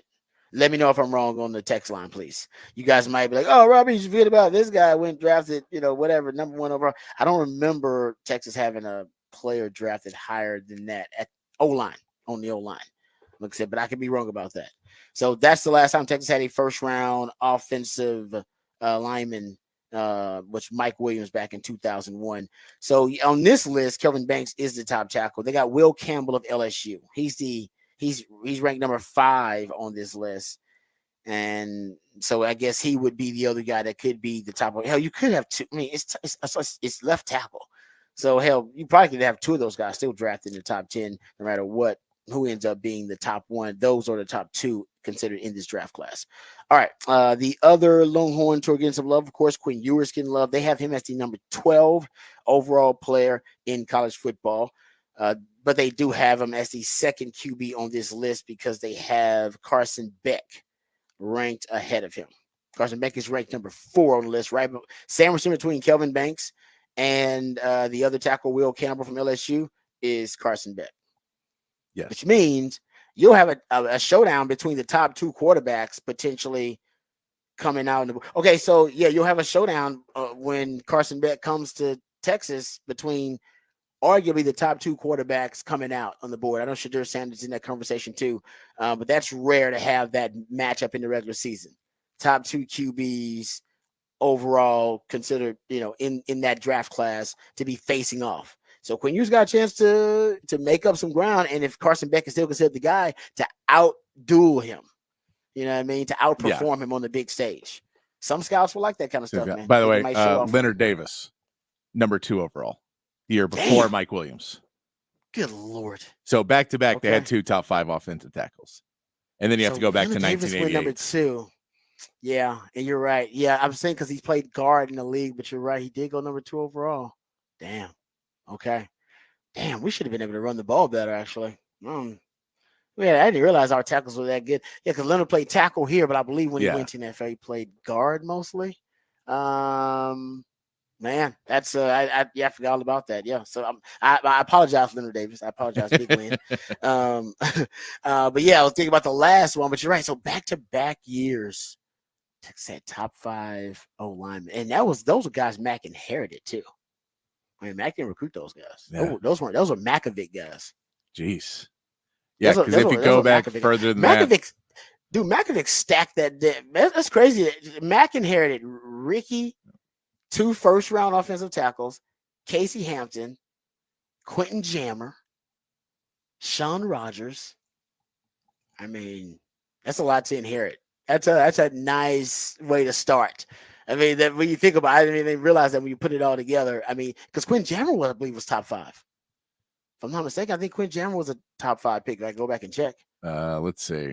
And then Ricky was top 5, right? Ricky was top. Hold up. So Mac inherited 4 top 5 picks, basically? Or was Quinn Jammer Quinn Jammer was pick 5. Damn.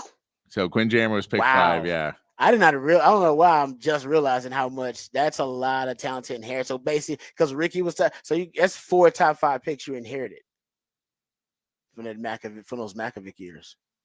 Whoa. Okay. Yeah, Ricky was pick 5 too. That's crazy. That's man. And Mac did the most with it. I mean, Mac developed it, obviously, but when you think about that, that's a good haul to inherit. I mean, that 2001 draft class from Texas is probably the largest draft class you could think of. It's Leonard Davis, Casey Hampton, and Sean Rogers. It's a large draft class. Where's the big humans? Humans. Sark, this ain't new for Sark, man. Sark, this is retro. Sark's big humans thing. Makovic was doing big humans way back before Sark was doing big humans.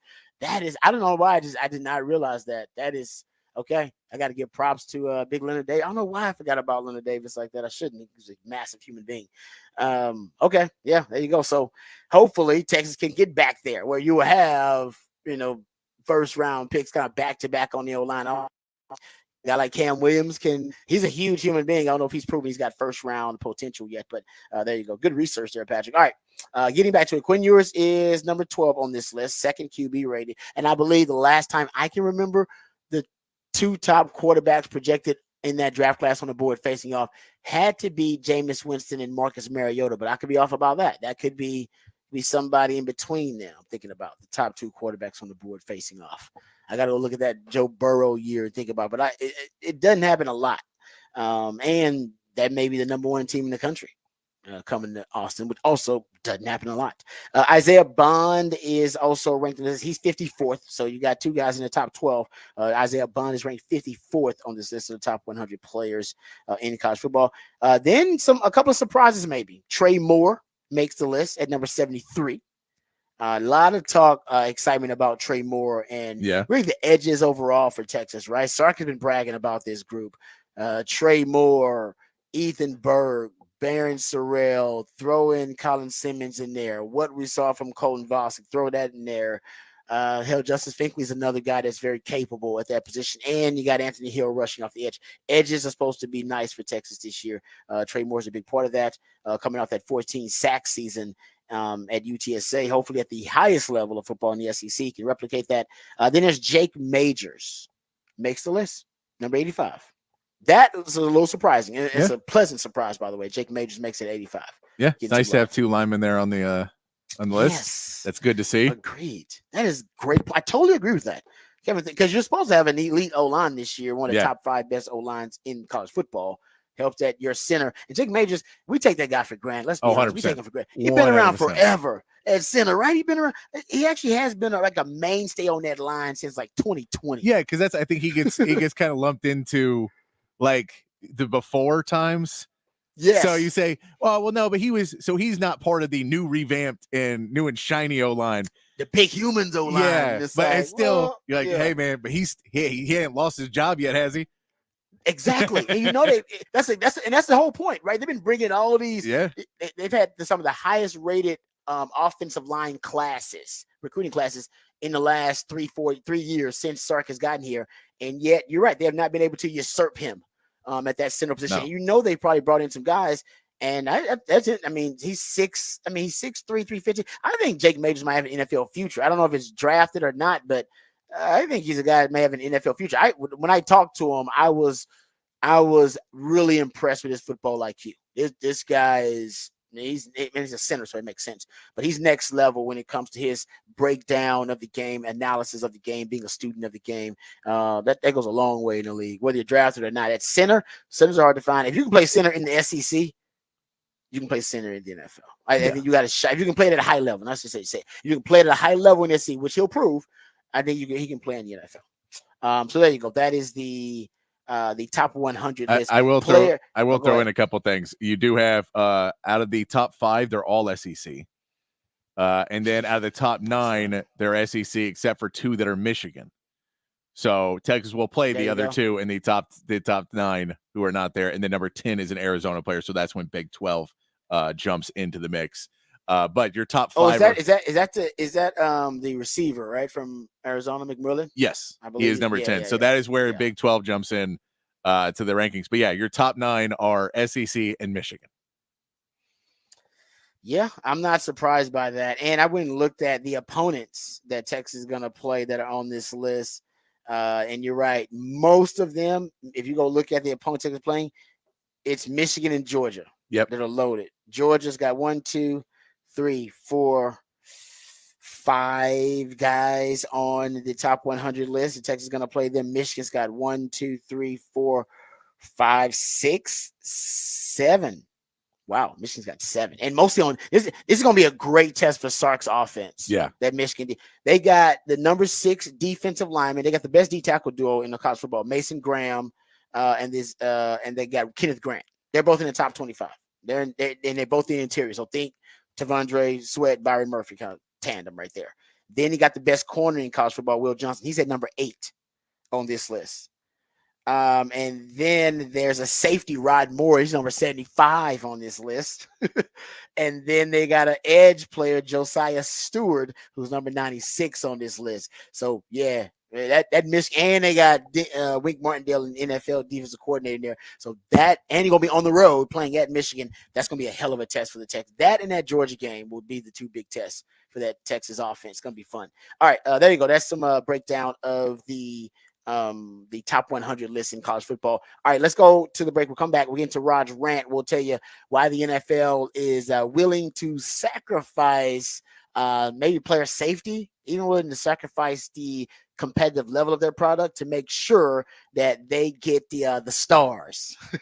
They get the stars out to make sure that you see the stars. The NFL doesn't control who you play; they control when you play, and we'll talk about that when we come back right here on the Rodcast featuring Patrick Davis on Lifetime Longhorn. Rod Davis coming back on the horn.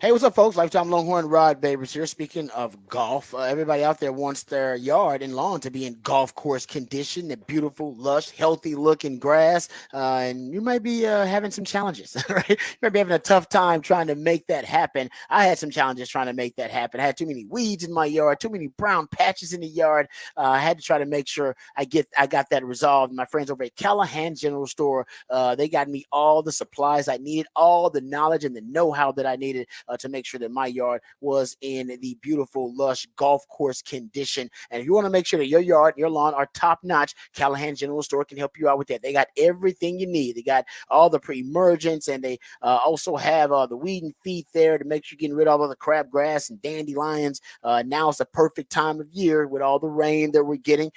Things are getting a little wet, and that's perfect. We can start to growing some healthy, lush grass out there. They have their Bermuda seed, so you can fill in all those brown patches. You can put down a little bit of sand there and start growing some of that really healthy grass right here. Perfect time for the spring. They have all the supplies you need. They have the amendments. They have the soil there, bags of soil. They have the special fertilizers there at Callahan's General Store. More importantly, they have the know-how and the expertise to help you with any problems you may have, helping your yard getting the best possible condition. So also, if you're in the market for some seedling vegetables, you got that green thumb and you're starting to plant those seedling vegetables around the yard in your gardens, my friends over at Callahan's can help you out with that too. Great variety of peppers, tomatoes, and melons to choose from. Got pecan trees and fruit trees as well. They got it all there at Callahan General Store. Your one-stop shop. You know where it is, 501 Bastrop Highway between downtown and the airport. Every day is a great day to make it a Callahan's Day.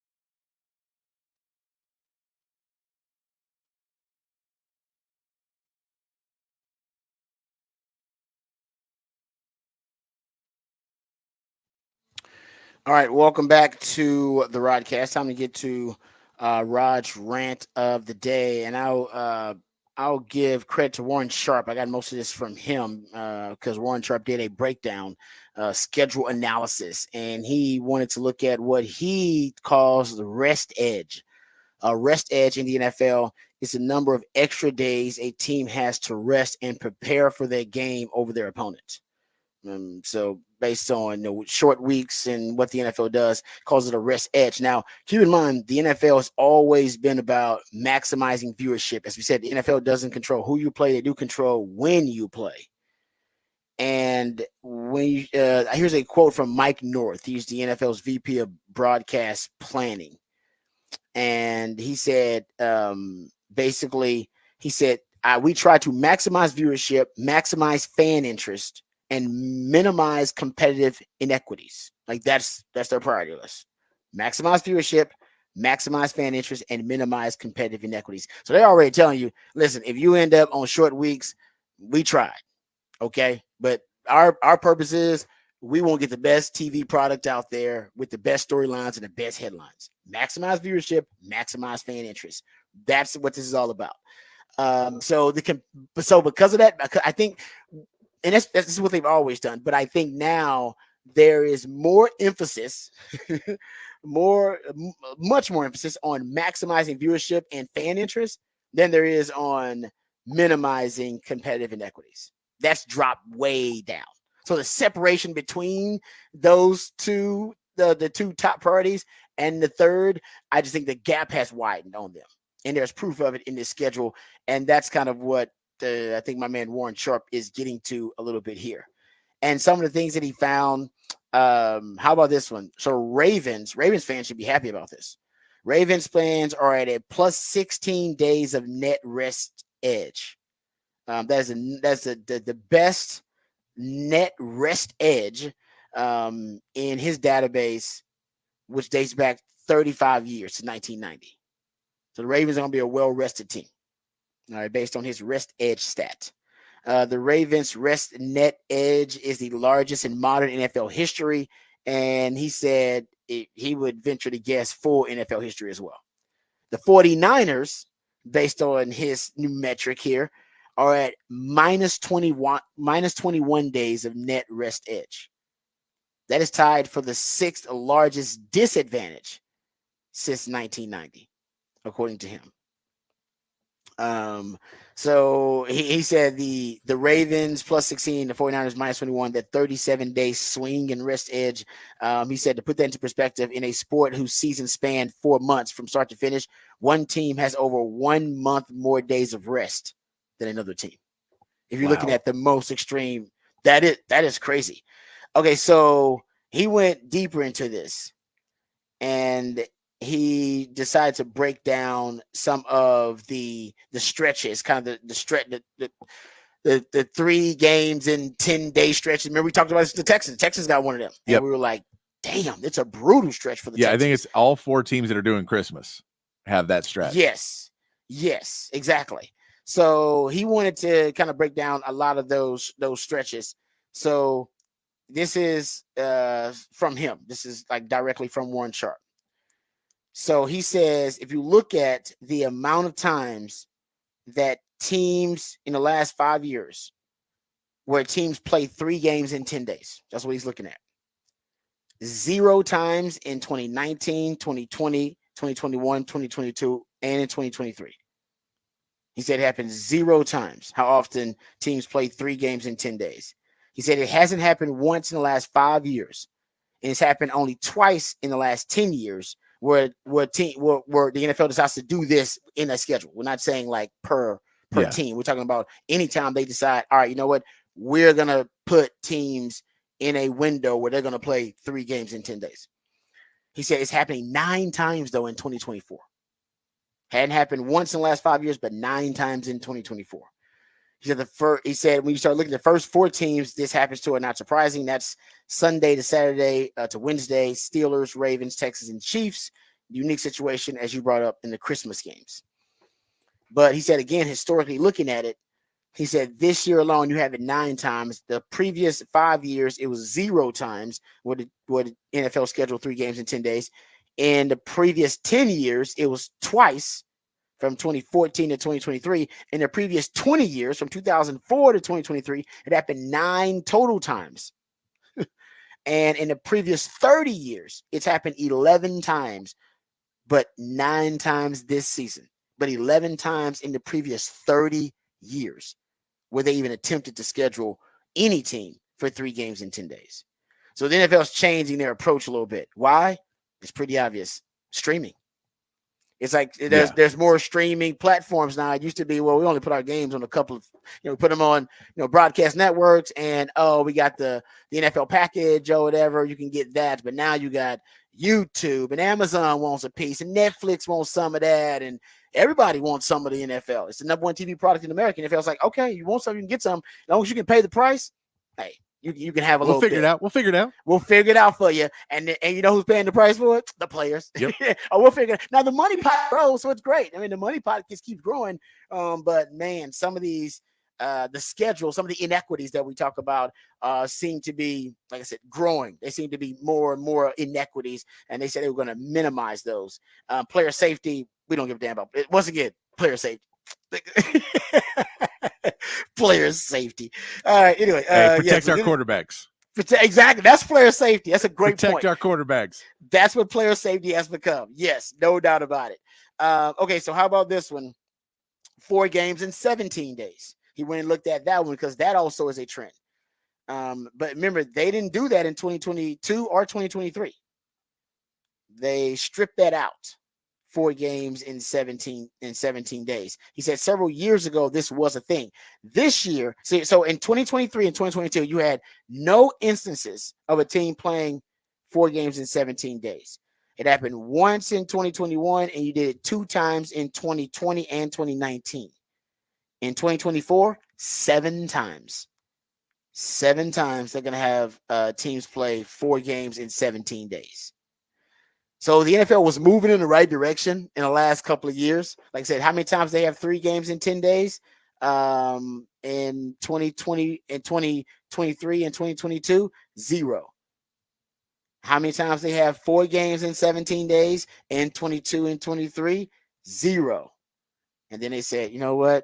2020 and 2024 is like, screw it, man. And I think it is because we've seen more and more streaming platforms. They're saying, we'll pay top dollar, man. We'll pay whatever you want. You name the price and we'll pay for it, period. Yeah. And the NFL is able to name their price. And the NFL's like, well, we can't pass this up. They're literally saying they'll pay this much for 1 damn game. How can we not give them 1 game when they're willing to pay ridiculous prices for 1 game?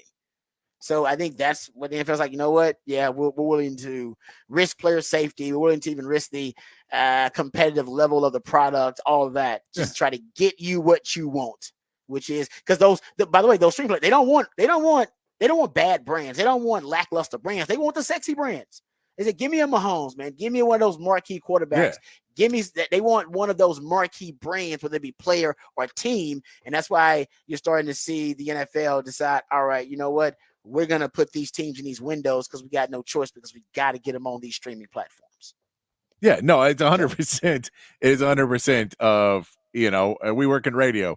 How many times, Rod, we had a salesperson come to us and go, by the way, someone came to us and they wanted to buy this spot. So we need you to dance on top of your head and say their name backwards 4 times, 3 times an hour. And then you'll get your cut. And you go, all right. And they go, why do they want to buy that? I go, I don't know. They did, but we sold it. So you got to do it. It's sold. That's all that matters. It's sold. You got to do it. That's what the NFL is doing is, hey, look, I get it sucks, man, but we sold it.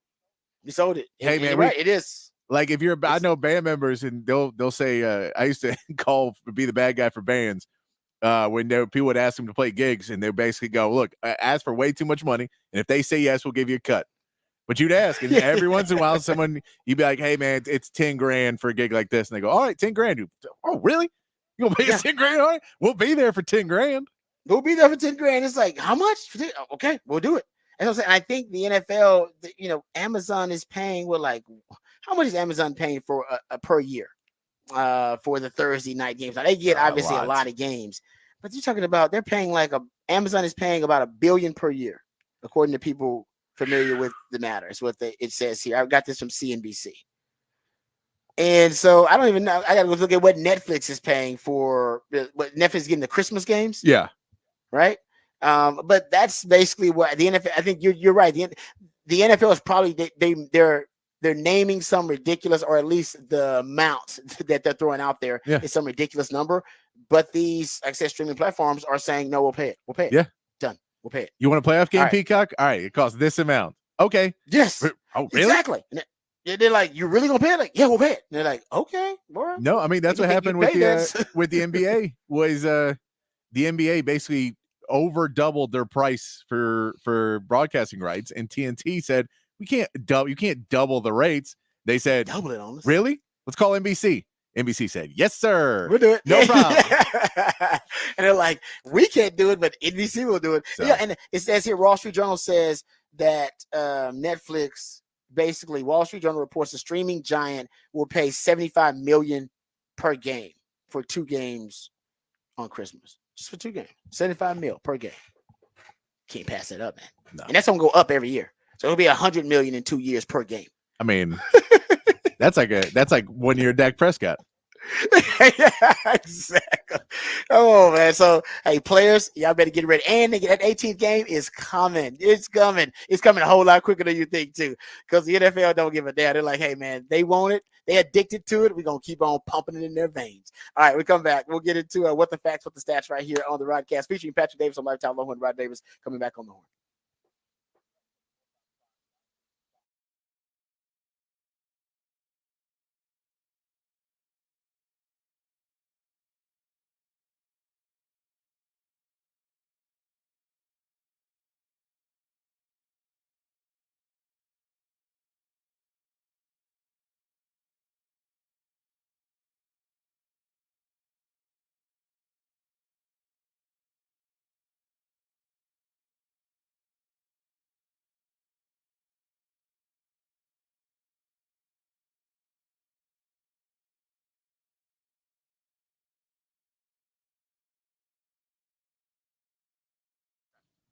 Hey, I want to tell you about our friends at Texan Windows.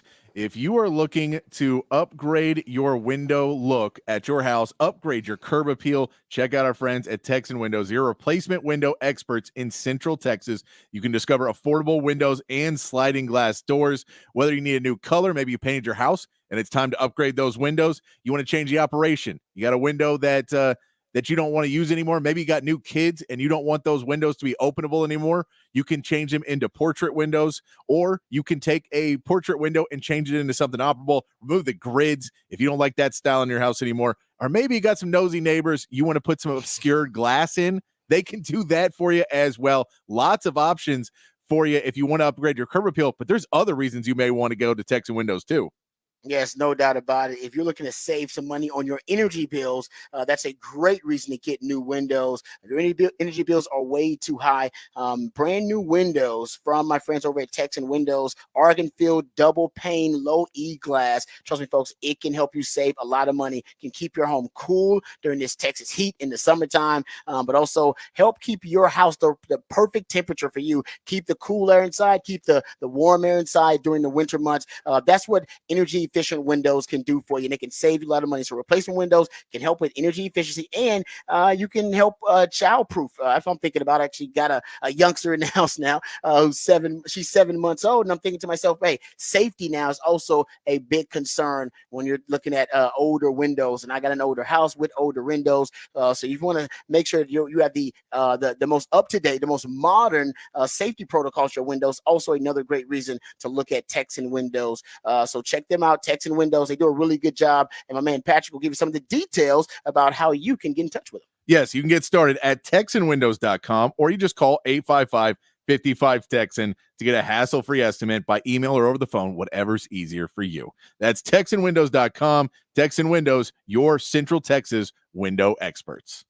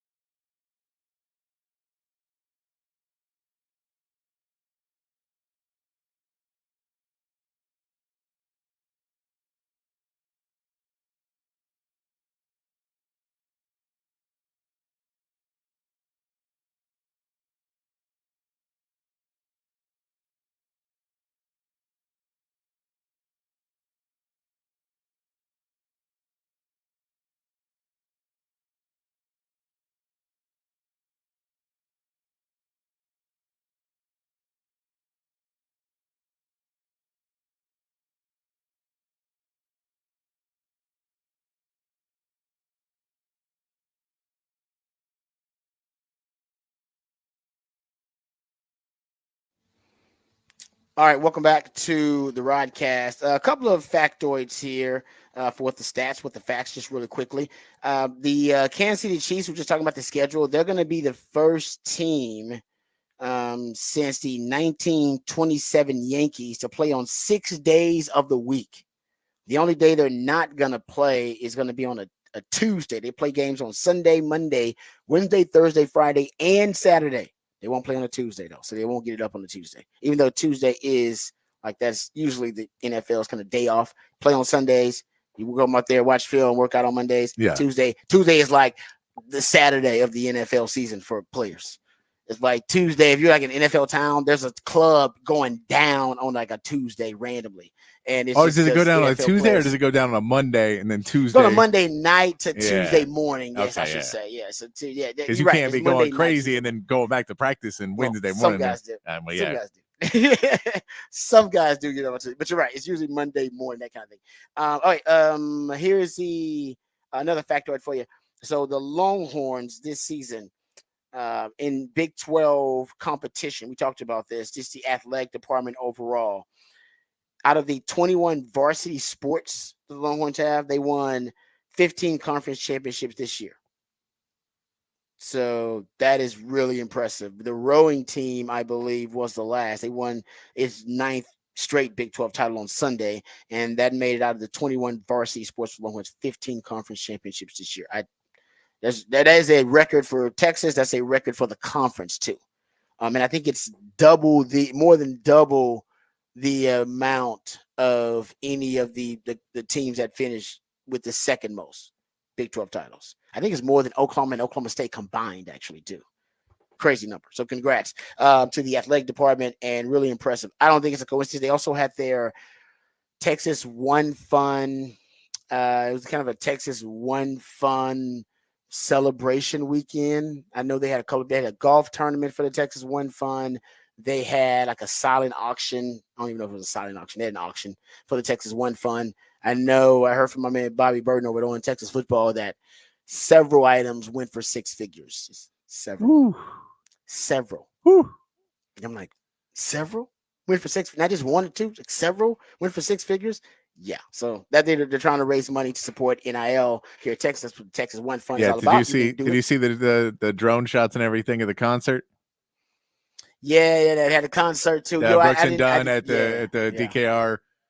Yeah, I saw there's some drone shots because they weren't. I mean, like it's all just on the field. Everything was on the field. Yes, everybody was on the field hanging out. Yeah, so right. So that, and I did not see the drone shots. I just read about all this stuff, but it was supposedly like a real big weekend for NIL, just kind of celebrating Texas's NIL mission and trying to raise money. So wait, how many championships did we win this year? Big 12 championships? 15. I don't know why I think those two might be together. I don't know. Yeah, you know they are. Exactly.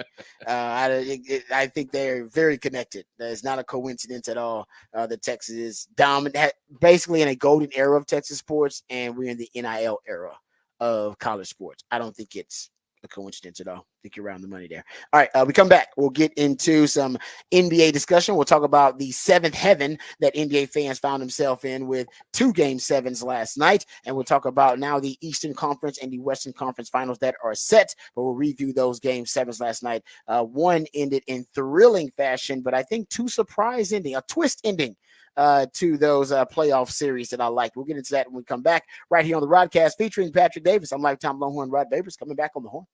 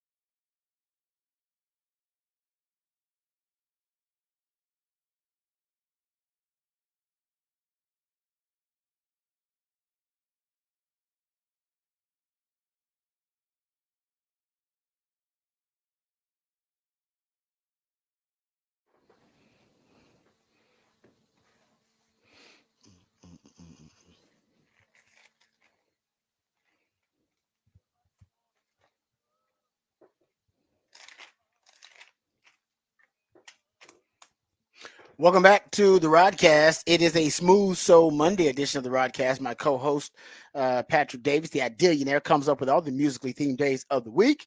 And on a Monday, a Smooth Soul Monday, his intentions are to make the transition from the weekend to the work week as smooth as possible. Usually that can be a bit traumatic for all of us with, Mondays and traffic, going from the fun field, the happy times, brunch, on the weekends, and enjoying family time, all that kind of stuff on the weekend, barbecues, whatever you did. Oh, shout out to the good folks over at Texan Windows, because we had some fun this past weekend hanging out with the good people over there at Texan Windows. We appreciate all their hospitality.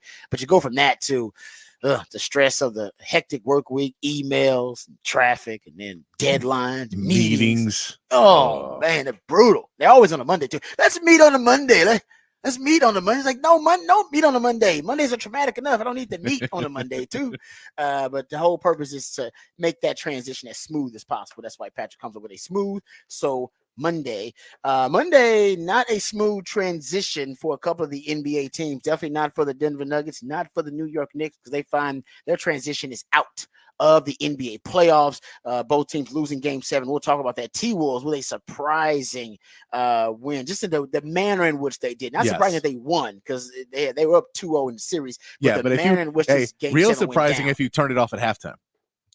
Yeah, you say they were down 15 at halftime, down 20 points. That's when I started looking at it. Early in the third. I was like, oh man, I don't know. It's getting close. I think right when that time was like close to 9 something. It was like close to 9 o'clock around that time. And I was like, I don't know if it's worth it for me. And I was thinking NBA games, they can take forever, especially when a team is losing. Game 7s, usually when you're up by 20 at home. In a game 7, you're defending champions. The opposing team superstar having an off game. Anthony Edwards 6 of 24. I thought to myself, you know what? I don't see it. I just don't really see it. And I didn't. I really didn't see it, but I stuck around, and thank God I did. Because my mother, by the way, I'll give her credit. My mother-in-law, she's the one that's like, I want to watch a little bit more of it. And I was like, all right, I'll go fix dinner. You go watch some more of it. And then little by little, the run happened. And that's when it got dramatic. And it was actually compelling and intriguing. It was great drama for the NBA, but obviously bad news for Denver. We had a 20-point lead in a game 7 at home. And then if you're Minnesota, to win 3 games on the road in a playoff series against the defending champions, I need to go see the stat and how often that's happened. You can be a defending champion, but to win 3 games on their floor? Win 3 games on their floor and it be a game 7, because I think that would be more manageable if you said, well, we won the first 2, we lost 1 at home, and we won in game 5. So we lost 1 game, and it was a gentleman's sweep. We were just a better team, so we won at theirs, and we just lost 1 at home. Like we lost game 3 or game 4. Yeah. That makes more sense to me. The fact that it went to a game 7, and they were able to win 3 of those on the road, that's surprising. Yeah, no, because that on the other side means you lost too many home games as well. That's fair. That's good. But it's a defending champion, so I would expect defending champion. I expect them to be able to do that on the road for this young team that hasn't had a lot of playoff experience to have that kind of resolve. We'll get into it because I know you got your horn headlines we'll get into here, but it is truly remarkable. It is really, really impressive what they did. And like I said, in the manner in which they did it. So we'll talk about that. The other matchup really just comes down to how Indiana shot. I mean, Indiana had a historic shooting performance, which Patrick will get to here in the horn headlines. So first, before we dive deeper into the NBA playoffs, and congrats to the Mavs because they are going to the Western Conference Finals to face the T-Wolves. Before we talk about that matchup, we'll get into the T-Wolves and how they got there. But let's get informed, educated, and updated first with all the top stories of the day with Patrick Davis and the Horn Headlines. All right, your Horn Headlines brought to you by Top Gun Rentals and Lawn Equipment. Texas baseball got their first sweep against a Big 12 opponent in their final series of the season against Kansas. With the wins, Texas gets a 3 seed in the Big 12 tournament, facing Texas Tech in the first round on Tuesday. Texas softball dominated their regional in the Women's College World Series with 3 straight wins, and will now head to the Super Regional to face Texas A&M with games starting on Friday. In the NBA, the Mavericks overcame a 16-point halftime deficit and used some late P.J. Washington free throws to knock off the Thunder 117-116 and advance to the Western Conference Finals, where they will face the Timberwolves, who just overcame a 20-point deficit to knock off the defending champion Nuggets 98-90.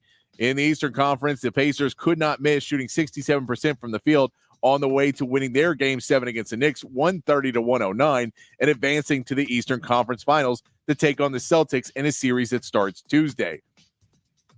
In Major League Baseball, the Astros got their third straight series wins over the Brewers, powered by Kyle Tucker, who is now tied for the league lead with 15 on the season.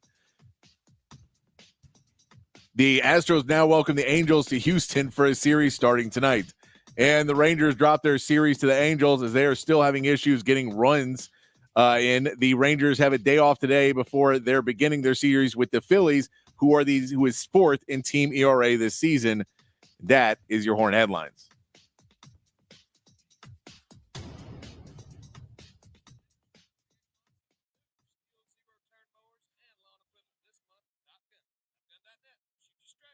All right, thank you, Patrick, for the Horn headlines. Patrick has also posted the big fat poll of the day up at the Horn ATX Twitter account. I gotta quit saying Twitter. When am I gonna stop saying Twitter and say X? We're just all hoping it goes back to Twitter at some point. We're all just hoping. I was like, no flat. When am I gonna start sounding real old? And I was like, I gotta start addressing it by the actual name of the company. And I never understood the X. I was mad they did it. I was like, why none of us branding out of the I don't like it. So okay. I'm gonna start trying to say this. The Horn ATX on X. I know. I know. Oh. Doesn't even feel right. But the big fat poll today: which pro league? And Patrick posted it, and it's Patrick's question too, by the way. Which pro league has the most parity? And he said, if you got a hot take about it, or you have a different pro league than the one he's listed, you want to make that argument, you can do that below. But the teams that are listed, the pro sports leagues that were listed: NBA, NFL, Major League Baseball, NHL, went with the big four. And right now, you know who's winning, Patrick? NFL. Right now, NFL's winning. Isn't that crazy? And we literally just went through the stats that in the last, you go just kind of look at it. The defending NBA champions have not made it past the second round since 2019. And you were talking about the parity in the NBA. A lot of that built on because of the CBA and them changing the CBA because they thought the NBA is too much of an aristocracy. You need to have more new blood. You need to have more upward mobility in their league. And I think now they do. Obviously, we see it this season as another example of that, and last season. But the Kansas City Chiefs have won 6 straight championship games. They went to 4 of the last 5 Super Bowls, and they have 3 Super Bowl wins, and they're trying to three-peat for the first time in history. And yet the fans go, NFL has the most parity. And I think the reason for that is because even though you have a champion right now that seems to be dominating and may on a dynastic run, the NFL promotes, as I said, they promote worst to first, and how they want to sell hope, and how often, hey, it doesn't matter if you're bad, all you got to do is hit on a couple of draft picks, especially at the quarterback position, and you'll be great again. And I think that's why a lot of NFL fans, they think, oh man, the NFL has more parity. And maybe that is because that's their definition of parity. The NBA's issue now is they don't have enough.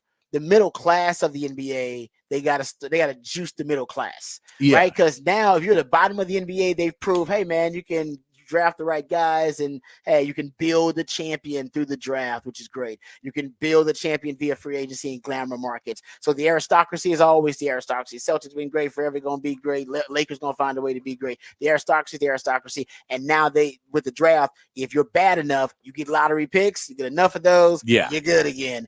But the middle class of the NBA sucks, and it sucks to be the middle class of the NBA. There's no upward mobility. There's no way to juice it. Really, and you know what I mean? The issue with the NBA too, which will hurt teams, is if you make a couple bad decisions, it can haunt you for years and years, because you're playing 5 players at a time. So it's not like, oh, we missed on a defensive end. Well, we'll just play another defensive end. Okay, well, now we have $60 million wrapped up in a guy who ain't playing well.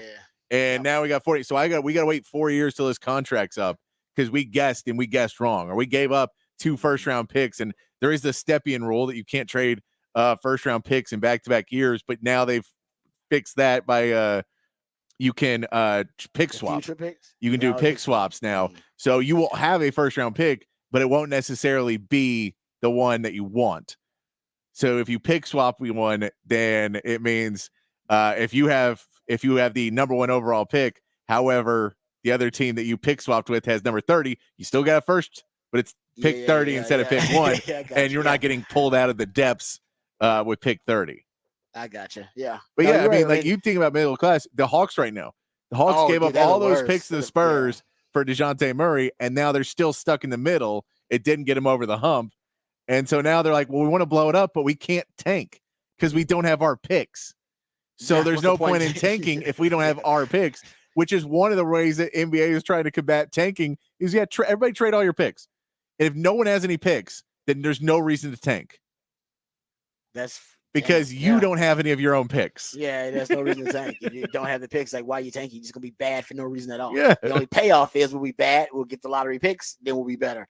No, you're right about that. That's, like I said, the middle class, that's what the NBA's got to fix next, but they've done a good job. You're right about the CBA and the way they've structured it, incentivizing teams now to build more through the draft, or at least not necessarily just decide, I'm going to pay the luxury tax. We don't give a damn. We're just going to pay the luxury tax year after year, keep our stars, and that's the way we'll always compete and be relevant. And it's like, well, no, you can't do that with the new CBA because there are now other penalties in addition to the money you're going to pay with some billionaires. Like, I got money. I don't care about spending whatever, $58 million. I don't care about $50 million. It's not a big deal to me. I made that in 2 weeks. If we win, it's all worth it. And you make it all back. Matter, Yeah, because exactly. You make it all back on the back end with the playoff games and all that stuff. But now there are other penalties that make it a little bit more punitive to operate in that way.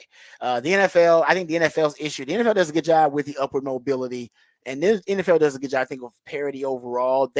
That's why they changed the draft, because the quarterback was their issue. You talked about the NBA players. If you miss on a player and then you're tied to that player and you're paying them so much guaranteed money that they become kind of an anchor to you as a team when they can't produce on the floor. Quarterback was that, because everybody screws up quarterback. Nobody can get it right. So the NFL had to make quarterbacks cheaper, which the rookie wage scale did. We'll just make them cheaper. So if you do miss on a quarterback that you draft, it's not $50-60 million wrapped up in that guy. Yeah. You can really kind of move on from a quarterback that you whiff on in the first round these days. You can move on. It's not a big deal in the NFL.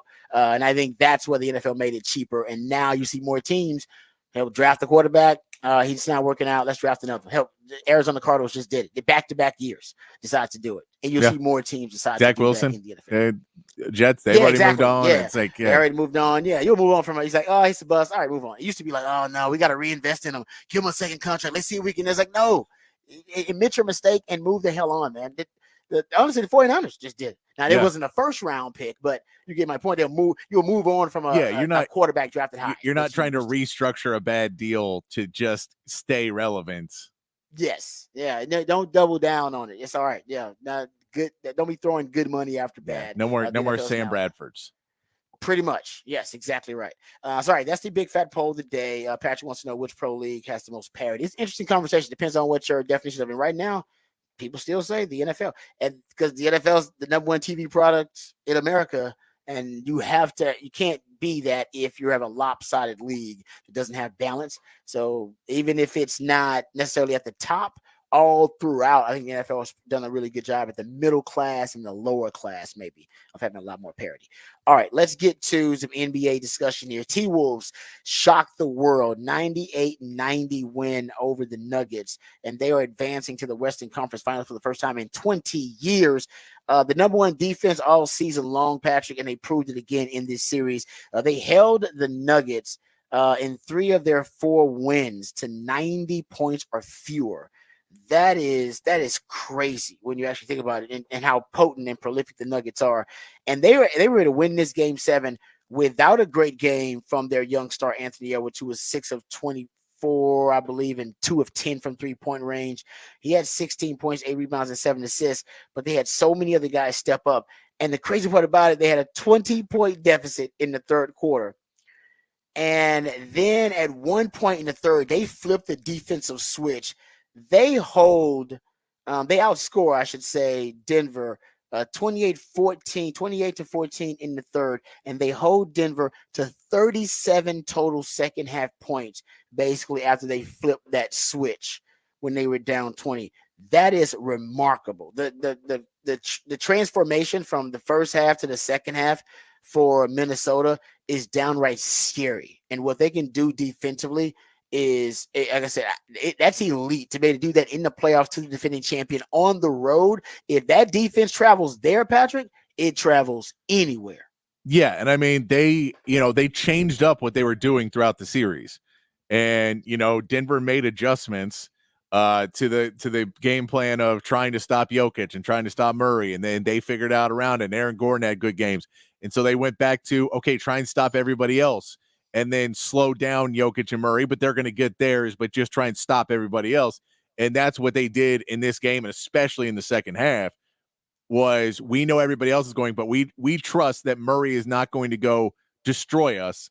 And in the second half, they were able to just get him off his game enough, get him off to not a great start in the second half, and all of a sudden the pieces started to fall apart. Denver just didn't feel like at any point in that second half that it felt like they were treating it like a regular season game where they knew there was going to be a run, but they did not expect Minnesota to throw every single thing at them that they possibly had. And you have to know that's coming in a game 7, that they're going home, and you treat it as if there was another game coming up. And you didn't believe that for whatever reason, they just came out of the locker room without the urgency that Denver needed to have. And, it cost them, because once they got punched in the mouth, they were done. It was over. I mean, they just were not able to keep playing at a high level at all. Jokic was okay going down the stretch, but you felt like he really needed to just turn into the MVP, and he was still passing the ball out of a lot of situations. And one of the things he does really well is finding players and knowing when to find players and knowing when to take over a game offensively, to know those two sides of it and play and say, okay, my teammates aren't hitting shots. Let me go in and try and, take some more. I'll go out to the 3-point line and I'll try and shoot some. I'll try and drive the basket. I'll try and do whatever I can because I know the rest of my team's not stepping up. He normally has that switch to know what to do, but he started to get doubled and he was throwing out and no one else was hitting a shot. And, it's not his fault that those guys weren't hitting, but when you're the MVP at a point, you have to just say, screw it, I'm taking over. And he didn't ever hit that switch in the second half. No, you never saw it. And you're right about the teammates. Only 2 guys scored in double digits. That was Jamal Murray and Jokic. They scored 69 of the 90 points that the Nuggets had in this game, in game 7. 5 total points off the bench for the Nuggets, to your point about how lackluster the supporting cast was. And then you go on the other side of that and look at the Minnesota Timberwolves supporting cast. I mean, Jaden McDaniels had 23 points. You consider Cat a star. I mean, Cat had 23. You consider him a star, though. But it was guys like Naz Reid. I mean, there was that stretch. It was tied 72 all with 10 minutes left. It could have gone either way. It ain't clutch time, because clutch time, I think, is officially the game within 5 points in the last 5 minutes. Like, that's the definition of clutch time. But that's winning time. I believe that Chris Beard was talking about it's winning time when the game was tied up late and you're like, all right, this is it. Game could swing either way. It was winning time. And then you go look at what happened. It was Conley that hit a big 3.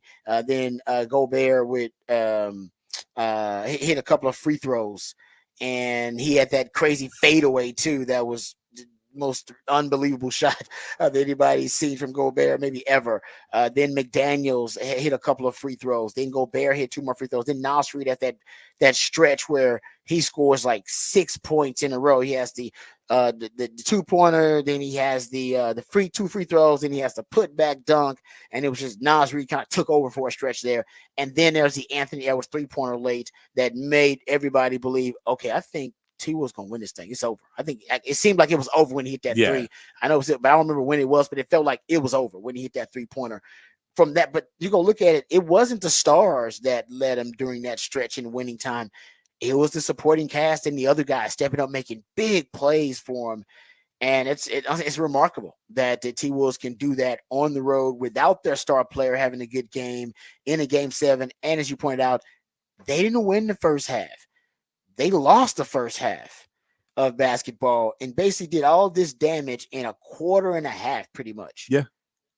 And able to win the game. No, I mean, and that was it. Is you're going to make a run.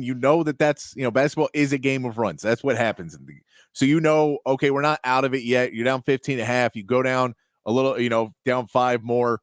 The mission statement's still the same, and you believe, okay, if we can get back into it, and it's all about doing those little steps of, if we can get to single digits by the fourth quarter, we're golden. We're golden if we can get single digits.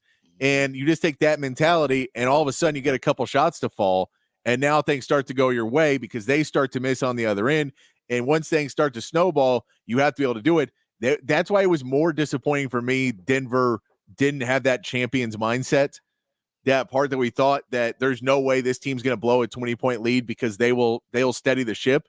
They just didn't, and they kept getting flustered in this series, especially Jamal Murray, where, when he looks great, but in games like this, they were able to put just enough pressure on him that he just disappears from games. And instead of driving into contact and getting to the basket and getting around the basket and getting fouls, he turns the ball over, he throws it away, he doesn't move without the ball. He just kind of stands around upset because he feels he should be getting calls at the half court line when they're picking him up early. And you can't do that and be a star player in this league. And Minnesota figured that out. And that's where now going into the series with the Mavs, Kyrie and Luka have to understand they're going to do the same thing to them. You cannot get frustrated. So this smiling Luka, it's going to be a real challenge going up against a Minnesota team and a guy like Jaden McDaniels, who is going to be trying to put his pressure and put his hands up on you. And you have to stick to the script, but that's where you want to start getting into pick and rolls and trying to get switches onto Mike Conley, trying to get some a little bit more help and get matchups you want. Yeah, that's gonna be a really interesting matchup between those two squads, because man, the T-Wolves defensively, if they can do what they did to the Nuggets and make that team. Now, they didn't really shut down. Now, Jamal Murray, he was inconsistent. He had 35 points, though, but he only had 6 of those in clutch time, and Jokic always gets his. So I'm not necessarily saying they're going to stop Luka or even Kyrie. Now, Kyrie hasn't had, I'll admit, he hadn't had necessarily a breakout offensive performance yet, but he's been steady. He hasn't been a liability. He hasn't been hurting the Mavs, but they're going to need him to step up. Offensively in this series. He's got to be big, because there are going to be times where they're going to be able to not take Luka away, but make Luka work way too hard. Yeah, and I mean, and this is Derrick Jones is going to have to step up in this as well, because whoever is going to be guarded by Mike Conley has to make them pay, because they're going to be able to, Anthony Edwards and Jaden McDaniels are going to play good defense. You have to worry there. And I'll tell you, the bigs for Dallas is going to matter too. PJ Washington going up against Karl Anthony Towns. Can he match out a Karl Anthony Towns in this series, at least in a few games, and equal him out, not let him go defensively, play good defense, get the rebounds, be able to score on him as well. And then Daniel Gafford. This is a much better matchup than he's had in a couple others, playing against Rudy Gobert. But if he can make Rudy Gobert stay true on him, and when Rudy Gobert tries to help off of him, if Gafford can make him pay and open up that lane a little bit more for Kyrie and Luka by pulling Gobert out a little bit, by every time Gobert helps, cutting to the rim, getting a pass, finishing, and trying to make it so Rudy Gobert has to pay attention to Daniel Gafford, that's a huge piece, because all you're trying to do is neutralize Gobert's ability to help on other guys, and you do that by having a person that he can't get away from.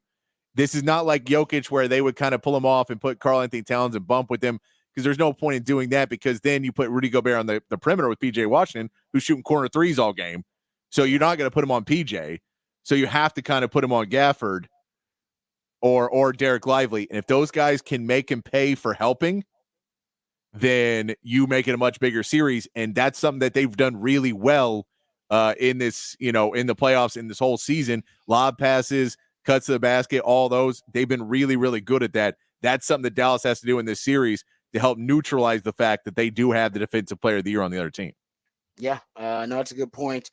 And usually there is at least some familiarity, because these teams play in the same conference. And yes, Minnesota played Dallas, I think, 4 times in the regular season. But remember, that was before they made the Gafford, PJ Washington moves. Yes. So they haven't seen this look. Because that is, again, PJ Washington, if he can hit his threes, making Karl Anthony Towns play outside on him, and basically not letting them switch Gobert onto the power forward, which is what they were doing. And the other, they put Naz Reid in and then let him switch out. It doesn't do any good to put Rudy Gobert out on PJ Washington if he's sitting out the 3-point line. It's a bad move. It's a bad move to put Naz Reid out there. That's Karl Anthony Towns is going to be out there on him, because You don't want to put one of your better rim protectors and rebounders having to sit at the 3-point line with PJ all day. Yeah, that's a good point. Yes, that's the way those matchups. I can't wait to see the adjustments too between those two coaches, between Finch and Jason Kidd. It's going to be interesting as well. All right, we come. You know what? I want to get to this Indiana series, but the big headline there, and Patrick brought it up in the Horn headlines, that Indiana just was on fire. I mean, talk about in fuego. It was like the NBA Jam game. It was like he's on fire. They were like that the whole damn game, pretty much. Started like that. They shot overall 67%, which is an NBA playoff record from the field. I mean, it was. How about these numbers for the Pacers? 67% from the field, 54% from 3-point range, 70% on 2-pointers, 78% on 2-pointers outside the paint. I mean, they just could not miss at all. 39 points in the first quarter, and to do that on the road in Madison Square Garden. And it was insult to injury, literally, because Jalen Brunson went out in the third quarter. The Knicks have had so many injuries that they have really been able to withstand and still been able to compete at a high level. But without Jalen Brunson, this Knicks team is a shell of themselves. So they go down to the Pacers 130-109. But it was just a ridiculously hot performance from Indiana. That's a good offense, but that was an all-time great performance. Yeah, and I mean, and you also throw in there the rebounding was much, much better. In some of those games that they lost, you saw the offensive rebound numbers were off the chart for the Knicks. They only had 9. Indy had 7. So you're not really losing. They had 6 more shots put up in the game. We talked about there was 29 in the game the other day when the Knicks won. So you say there was only 6 more shots for the Knicks in this game.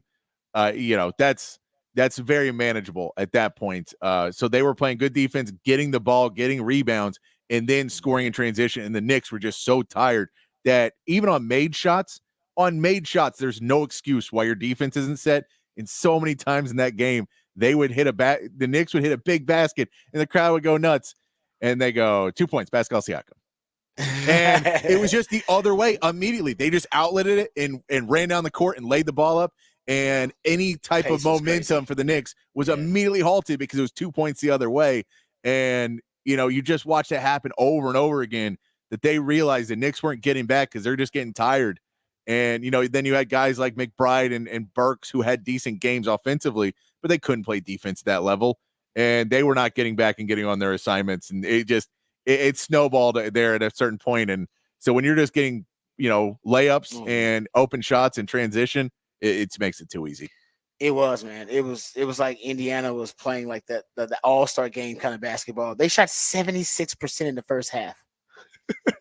Like those are cartoon numbers, man. It's like Wilt Chamberlain numbers in the paint. All right, we'll come back. We'll get into some Texas football discussion. I'll give you all my numbers from my rabbit hole research about Texas red zone woes from last season, and my suggestions and some of my predictions about how Sark is going to help solve that problem. All of that and more when we return right here on the Rodcast, featuring Patrick Davis on Lifetime Horn. Rod Davis coming back on the horn.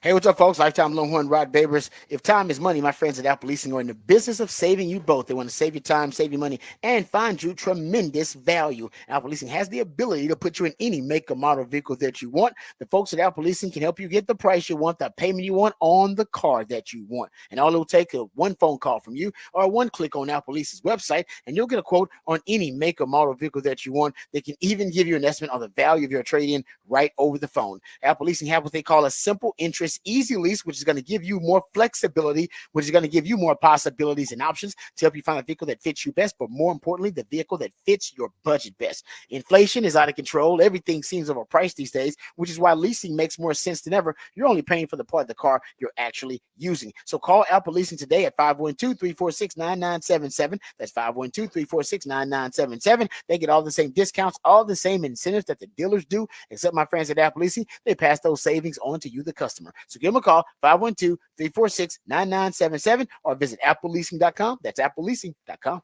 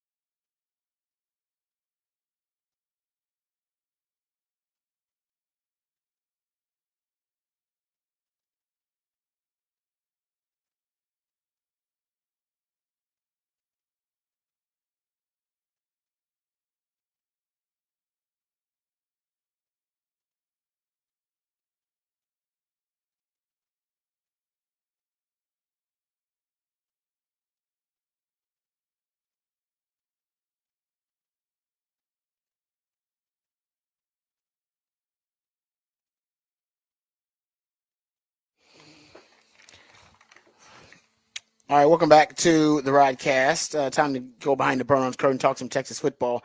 I started this kind of a two-part series here. I started this discussion last week about Texas red zone woes and the red zone issues, and pointed out the trend that when Sark first got to Texas, his red zone offense was like elite. It was top 5 in the country, third in touchdown percentage in the red zone, and since it's actually falling off a cliff. In 2023, it was 120th in touchdown percentage in the red zone, roughly half the trips in the red zone. Texas scoring a touchdown, and they were 90th in red zone offense overall. So I thought to myself, man, it's a hell of a mystery because Sark's offenses are so effective and efficient, so explosive, and they were so talented. You were loaded last year. You were loaded in terms of three drafted wide receivers, two running backs that were drafted from that offense. You had a tight end that was drafted. You had a offensive lineman, a tackle that was drafted. Quinn will be a first round pick next season. If not, he'll next draft, I should say. And if not, he'll be a highly drafted quarterback. I mean, you got NFL players. All you got the heaviest O line in the conference at the time. So it was just a mystery as to. And Sark is a brilliant offensive mind. Just a mystery as to why they would struggle in the red zone there in money time. Now a lot of it is the field shrinking, but it was multifactorial. Sometimes it was the O line. Sometimes it was Quinn and his progressions. Sometimes it was the timing of the wide receivers. Sometimes great play by the defense. It was always something a little bit different.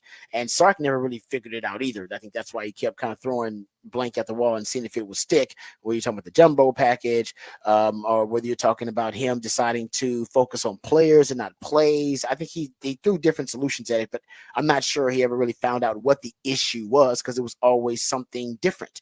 So it was, you could never really nail down what the pattern of the trend was. So I started looking at the Texas most effective offensive plays in the red zone. Right. I looked at yards per play. I looked at success rate. I looked at conversion rate. And the best plays in the red zone, or at least the most effective plays from those metrics. And tried to look at the commonalities, right, between those plays and those concepts. And so I basically took the top 10.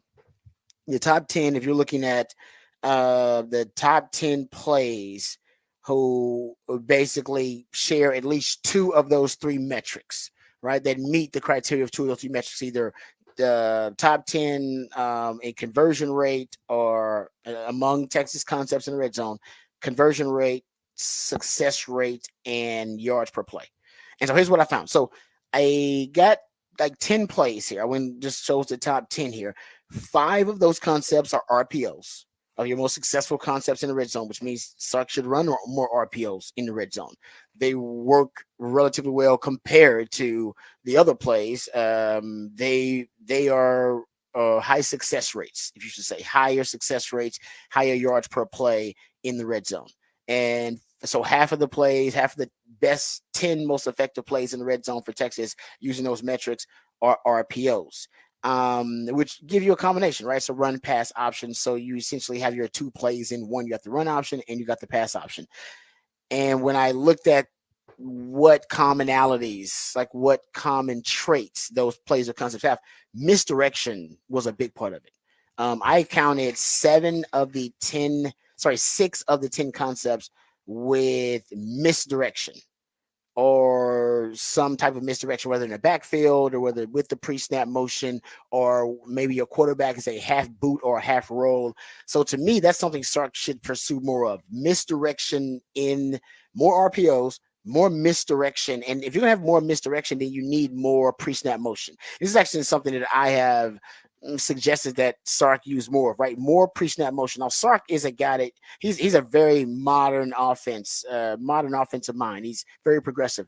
And he even champions his love for the Shanahan coaching tree and for a lot of NFL offensive minds, and how they use certain concepts and how they use certain cheat codes and loopholes in their offense. Well, Sark is behind actually when it comes to pre-snap motion, compared to some of those mentors that he looks up to in the NFL. He's between 50 and 55% pre-snap motion. Right, 55% of his plays, somewhere around there, have pre-snap motion. 50 to 55%. If you go look at where the Shanahan clan is, because he looks up to the McShanahan coaching tree guys, man, Mike McDaniels is at 82%. Kyle Shanahan's at 75%. Sean McVay's at 70%. He just had Sean McVay and talking to his coach. He's at 70%. Those are the guys at the top of the Shanahan coaching tree. Green Bay, Matt LaFleur's at 64%. And, Kansas City Chiefs have really good offense. They're at 64%. So you could argue Sark needs to use more pre-snap motion, and teams that use more pre-snap motion usually have more misdirection. You get the defense going one way with the pre-snap motion, and then you can bring back the action going another. And Sark, if you go look at his offense, usually a lot of the direction of the action is going opposite of the pre-snap motion. And it's just to give defense more to process and to try to catch their eyes, right? You would like to occupy the eyes of the defender, and a lot of time pre-snap motion will do that. And he should also target his pre-snap motion more in the red zone. Use it more in the red zone. Target your motion players more in the red zone, and utilize more misdirection. These are all things I think they should do in the red zone. When Sark targets, or at least Sark's quarterbacks target a player in the that's in motion, 10 yards per attempt, 78% completion percentage last year, 23% explosive play rate. Those numbers do reflect 2022. You were at 80% completion percentage, 10 yards per attempt. 2021, you're at 8.4 yards per attempt, 81% completion percentage. Oh no, it aligns, it tracks. So I just say do more of that in the red zone. More pre-snap motion, more misdirection, more RPOs. These are all things to force the defense to try to process more now. Everything happens faster in the red zone, so you got to accelerate all these concepts. But I also think that can put the defense at a huge disadvantage, the fact that it's happening faster, and you don't have time as a defense to react. Think about how Andy Reid won his last 2 Super Bowls. Right? Was it corn dog? What was it? Misdirection in the red zone. That's all it was. Both of them misdirection using pre-snap motion. Misdirection in the red zone using pre-snap motion. It's good enough for Andy Reid. I think it's good enough for Sark. And I think it makes sense that Sark, he idolizes that coaching tree, and he can use some of those same concepts. Also, you'll look at the 49ers, speaking of that Shanahan coaching tree. The 49ers are the best team in the red zone in the NFL. When you look at touchdown percentage in the red zone, they're at a 68% touchdown rate in the red zone. Miami's at 65%. Now, Detroit is second. They're at 66%, but you studied the Shanahan coaching tree. You've already implemented those concepts within your offense from your time in Atlanta, following him in Atlanta, and based on what you have told us, that you steal concepts from your favorite offensive minds, and that is your favorite offensive coaching tree in the NFL. And 2 of those offensive minds, those offensive play callers who are from that Shanahan coaching tree, are top 3 in touchdown percentage in the red zone. And you run a pro-style offense, and I think one of the commonalities between both of those is they use a lot of 2 tailback sets or 2 back sets. Shano and the 49ers use Kyle Juszczyk as their modern fullback, so they use more 21 personnel than anybody in the league. And the Miami Dolphins use a lot of 2 back sets, but it's pony package, much like Sark pony package. Sark loves speed. Who else loves speed? Well, Miami Dolphins love speed. I'm sure there are a lot of concepts that you can use that are, familiar, but also I think that are common between those 2 types of offenses, because they're both West Coast offenses, and you can be using 2 tailbacks. So if I'm Sark, and in terms of copying some of the concepts that would help you in the red zone, and by the way, he should start using more 2 tailback sets in the red zone. I've been saying the more 2 tailback sets forever. Pony package, most explosive, most effective, most efficient personnel package for Texas the last 2 years, whether you're looking at yards per play, yards per rush, or yards per attempt, or completion percentage, or explosive play rate. And why wouldn't that translate into the red zone? I think it would. I think it is translating into the red zone at the NFL level with the 49ers and with the Miami Dolphins. And I know Sark already is looking at those offensive minds in the offseason. Why not take it a step further and just kind of steal their red zone playbook? Because they're really good at it, and I think I think you're closely aligned philosophically, conceptually with those offenses. So there you go. That's my suggestion for Sark, based on my rabbit hole research about what they can do in the red zone. More RPOs, more misdirection, more pre-snap motion, more targets to motion, more pony package.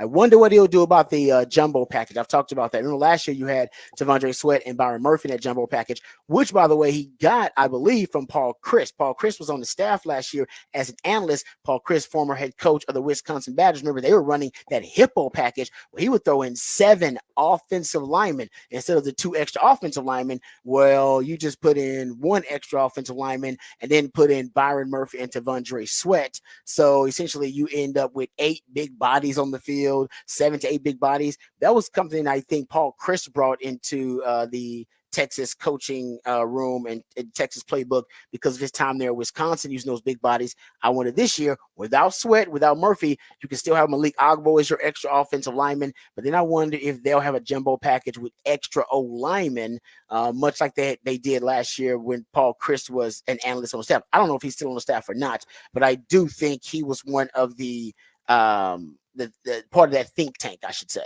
that helped them come up with that concept for the jumbo package. Also something you may see in the red zone, or maybe you'll see it sparingly. But like I said, those are my suggestions for try to juice up the Texas red zone offense, which there's no way it can get worse than it was last year. But keep in mind, the 3 years Sark has been there, the red zone offense has gotten worse every year, but the team has gotten better. I can't explain it either. All right, we'll come back. We'll get into Off the Record on the other side right here on the Rodcast featuring Patrick Davis on Lifetime Longhorn. Rod Davis coming back on the horn.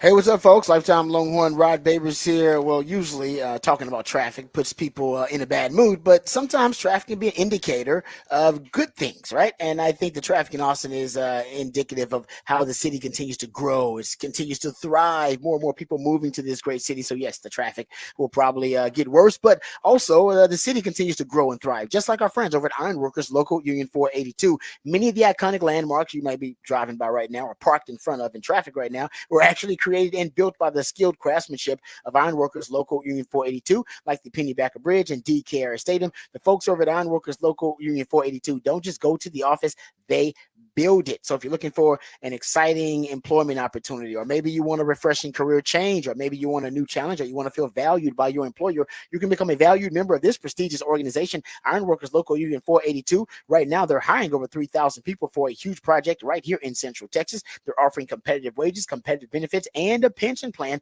They even offer training for unskilled labor through their apprenticeship program. So become a member of Ironworkers Local 482 and take pride in the type of teamwork and craftsmanship that helps shape the future of our great city. So go online and apply today at ironworkers482.org. That's ironworkers482.org.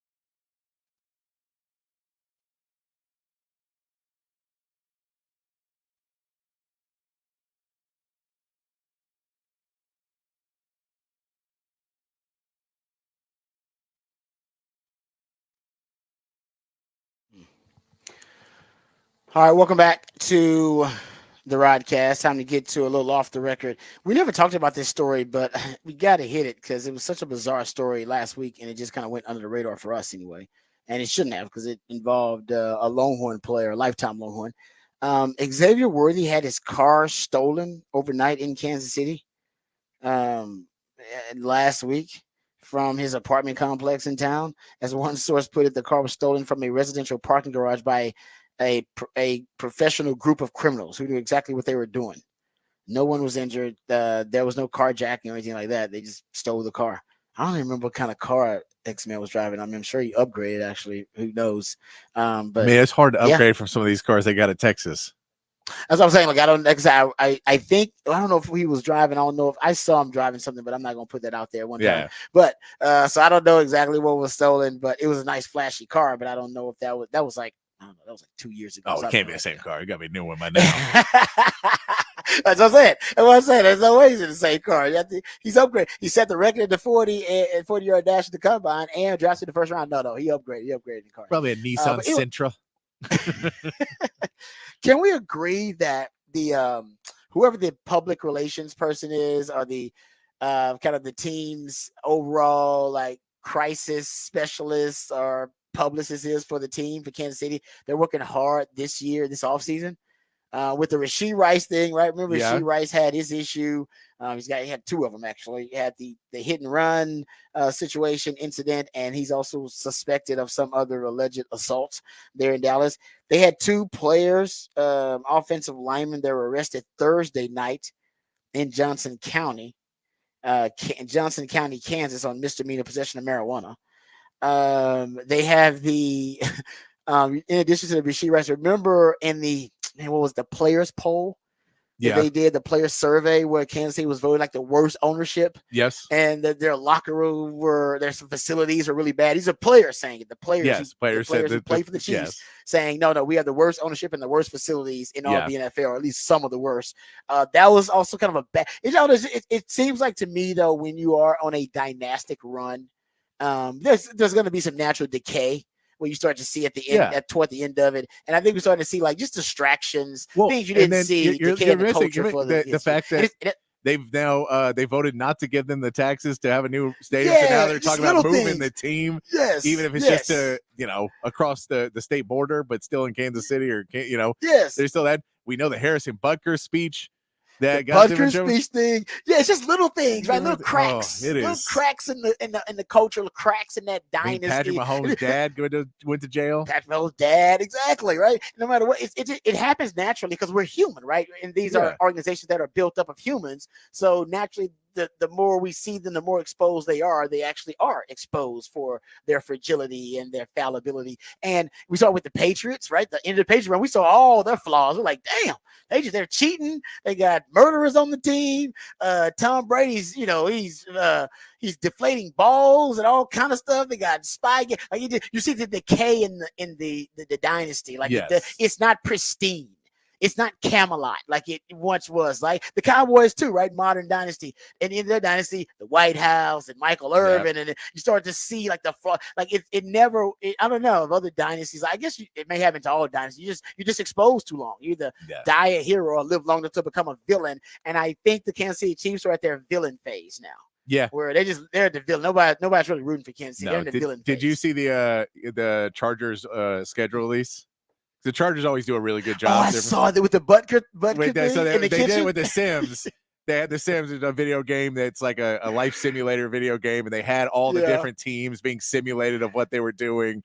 And and then for the Chiefs, they had a guy in a Butker jersey cleaning and cooking.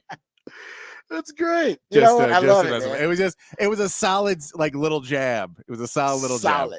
It's a classy troll. I'm all about the classy troll job. What'd you say? What NBA player? Who was it? They came out in the shirt, Tyrese Halliburton after they beat the Knicks came out for the post-game presser in a hoodie with the Reggie Miller choke, the classic photo of him doing the choke hands against the Knicks. On, man. He was wearing that shirt. So classy troll job. I'm all about the classy troll job, man. That's because you got to think through a classy troll job. Remember the Seinfeld? Keep it classy, man. Like you know that Tyrese Halliburton had to have two outfits ready to go for after the game.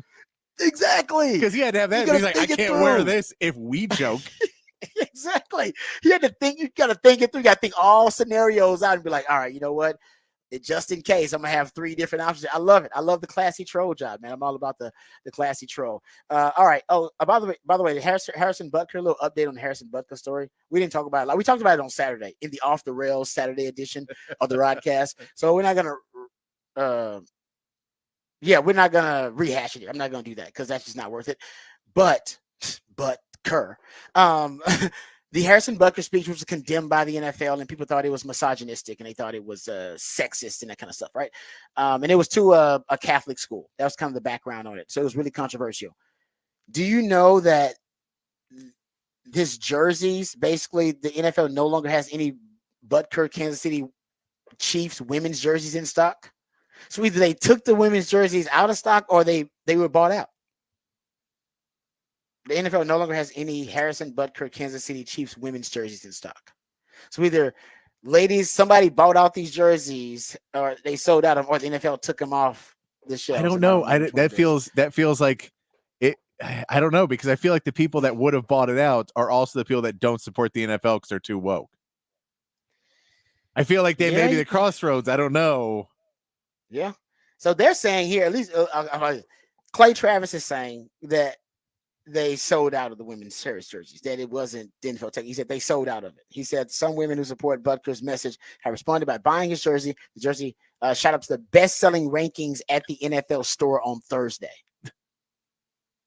So, and they're out of the women's jersey. So, and you go, the message, I always say, if you were offended by the Butker message, he probably wasn't talking to you, and you were not the demo that he was trying to reach. I'm not saying you shouldn't have been offended. I'm just saying you can be offended by whatever you want to be offended by. But I wasn't offended because I know he wasn't talking to, he was talking to people who are what he calls authentically Catholic. Yes. Which I don't even know what that term means. How many women's kicker jerseys do you have in stock? So you said how many? Like, I would guess the number is between 0 and 1.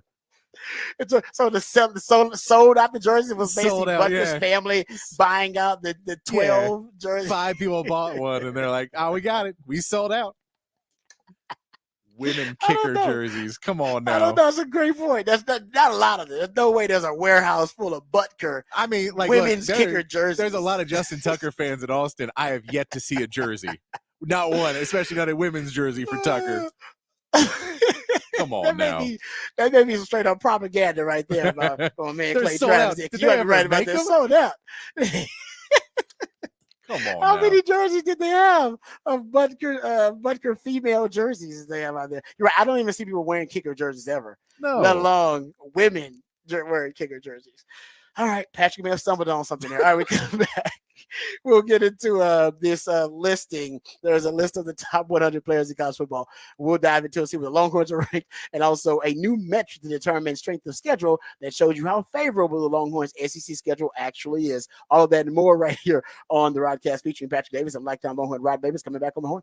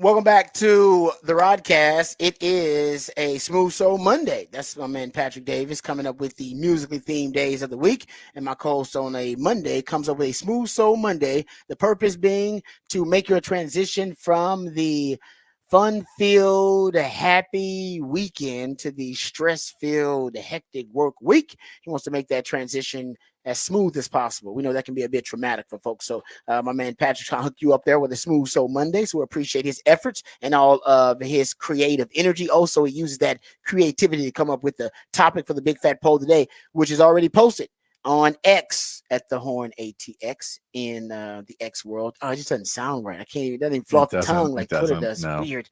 All right, give the folks the topic for the Big Fat Poll of the day. Big Fat Poll of the day. Which pro league has the most parity?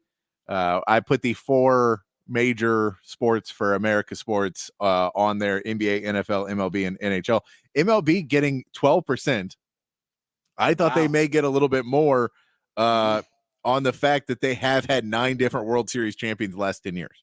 I thought maybe that would get them a little bit more love, but because those bad teams are so bad, I think they stay bad. And so there's just kind of that lower class that stays lower class, that maybe that's hurting them a bit more. In the NFL, getting a lot of love. And they got a dynasty. Literally, we are in the midst of a dynasty right now with the Kansas City Chiefs. Yes. Who look, they are, I think, going to be favored. I don't know, either them or the 49ers will be favored to win 3 straight. Yeah. But so it's weird. Everybody's definition of parity is a little bit different. It seems like most people here, because the NFL is winning this poll right now, 47%. Seems like most, and I think it helps because it's the number one television product out there right now, the NFL is. But I think their definition of parity must be the lower and the middle class. And you want to know why, Patrick? Because their team is probably in the lower and the middle class. And maybe that's the way they look at the NFL, is about, all right, the hope, because the NFL sells hope better than any other league, that you are going to be the next team to have that upward mobility, that leap from worst to first. It's going to be your team. You're right there. You're so close. You are so close. The NFL is great at selling you. You are so close as a fan base. Oh, you're right there. Yeah. Oh, just a couple of pieces. You're right. Every fan base in the NFL believes they're pretty close. Think about it. Even the ones that aren't close, I'm pretty close. We just got to get a quarterback. We just got to get this 2 or 3 things, and we got to hire a coach. We get a coach, we're okay. Yeah. You know what I mean? Everybody believes they're just that close. Yeah, because they know we like our guys. Exactly. The NFL is pretty good at some of that. So maybe that's because you're right. The NBA is doing a great job of being able to have now new blood infused in the aristocracy of the NBA, which is just kind of the teams that have been winning championships for the last couple of decades. Now we got new blood there because you haven't had a defending champion go past round 2 since 2019. And the teams who have been at the bottom of the league, we've seen them over some time after being bad long enough to acquire a lot of lottery picks, them actually ascend a little bit and been able to build almost organically and naturally. So the NBA's issue, and by then NBA is second. So the NBA, they said, it's the second most competitive pro sports league based on this poll. The NBA's done a good job of now having new blood at the top, and some of the guys who were some of the teams that were bottom dwellers now have upward mobility. The middle class is their big issue. The middle class if you're in the middle class of the NBA, it's worse than being in the middle class of America. There's no upward mobility for you. You're done for, man. You get shafted because you don't get the kind of the welfare of being a lottery team, and you're not an elite team competing for a championship. So what's your goal? And then you're the Hawks, and you luck into jumping all the way up to the first pick with the lottery and say, maybe we can get out of this middle hell that we've been in. And it's one of the worst draft classes in like 20 years. Exactly. Exactly. Yeah, even when you win, you lose. Even when you win, it's like, oh, no, when we win, we lose. Yeah, that's a great point. Now, the Hawks are that team. I don't know if there's any team that epitomizes the middle class of the NBA more than the Hawks do. They stay there. They've always been there. I don't even know the Hawks any different, ever. They've always been there. They always have been that team, right? It's like at the end of The Shining, the picture on the wall. You've always been here. I feel like, am I wrong? You watch more NBA now, dude. I feel like they've always been there in the middle class. Never really bad. Yeah, I mean, they've been really bad at points. But they are a very middle class team for a lot of it. Because even if you go back in those Dominique years, they get a little bit better, but they were never like the title favorites. They were never that class. They were teams that could go. So they've moved from a team that can maybe get to Eastern Conference Finals to a team that is in the draft lottery, but not a top pick in the draft lottery. They then make the trade where they get Trae Young. I bet they do over now, but where they get Trae Young and they do the trade with the Mavs and switch Trae Young and Luka Doncic. Oh, yeah. Which I bet they would do over. And I know they like Trae Young, and they had that one run with Trae when a lot of other teams got hurt and Trae was playing out of his mind, and they went, they made it to the Eastern Conference Finals that year, but then kind of plateaued back out. I agree. And fall right back into that middle ground again, right in that middle class. Because Luka is taking the Mavs now to the next level, hopefully. And that the question is, can and you go look at it right now, hell, Luka, you talked about it, is he going to be the best player left in these playoffs, period? Because he's got that kind of ability. He's the only guy with MVP votes. Yeah, the only of these first place votes. Yeah. Because you can say Jason Tatum, but Tatum is just, he should show up at some point. We know Tyrese Halliburton's not there yet. In a couple more years, he could be a better player, but he's got to step up his game a little bit more. And Anthony Edwards could be in that conversation coming up, but he's not there yet. So there's guys, you have a couple guys, young guys that are kind of ascending in Anthony Edwards and Tyrese Halliburton. You have Jason Tatum, who's supposed to be the guy, but he just hasn't been the guy. A really, really good player, but hasn't been the guy. So doesn't always like embrace being the guy. Yeah, and that's what the stats for Luka, when you looked at it and his stats, and I don't have them in front of me, but when they were looking at it and saying this is arguably his worst playoff series in his career, and he was still averaging like 25 points a game and 9 rebounds and aces. Like, he was still averaging really good stats, and it was probably the worst playoff series he's had statistically. Yeah, no, his playoff numbers are we talked about this. He's like top 3. I haven't looked at it since the playoff series. So, but prior to his playoff series, he was like top 3 in points per game scoring in playoff history. And you just wouldn't think that. You'd be like, no, Luka was in that kind of conversation, that rarefied air. All right, let's get updated. Informed, and educated with the top stories of the day with the Horn headlines. Then we'll come back and discuss top 100 list for on 3 of the best players in college football. And also we'll get into that new metric that talks about the strength of schedule for Texas in the SEC. Also, Raj round the day. And we got a Rangers report we got to get to. So we got a lot to cover. Let's get into it with the Horn headlines first. All right, your Horn headlines are brought to you by Top Gun Rentals and Lawn Equipment. Texas baseball got their first sweep against a Big 12 opponent in their final series of the season against Kansas. With the wins, Texas gets a 3 seed in the Big 12 tournament, facing Texas Tech in the first round on Tuesday. Texas softball dominated their regional in the Women's College World Series with 3 straight wins and will now head to the Super Regional to face Texas A&M with games starting on Friday.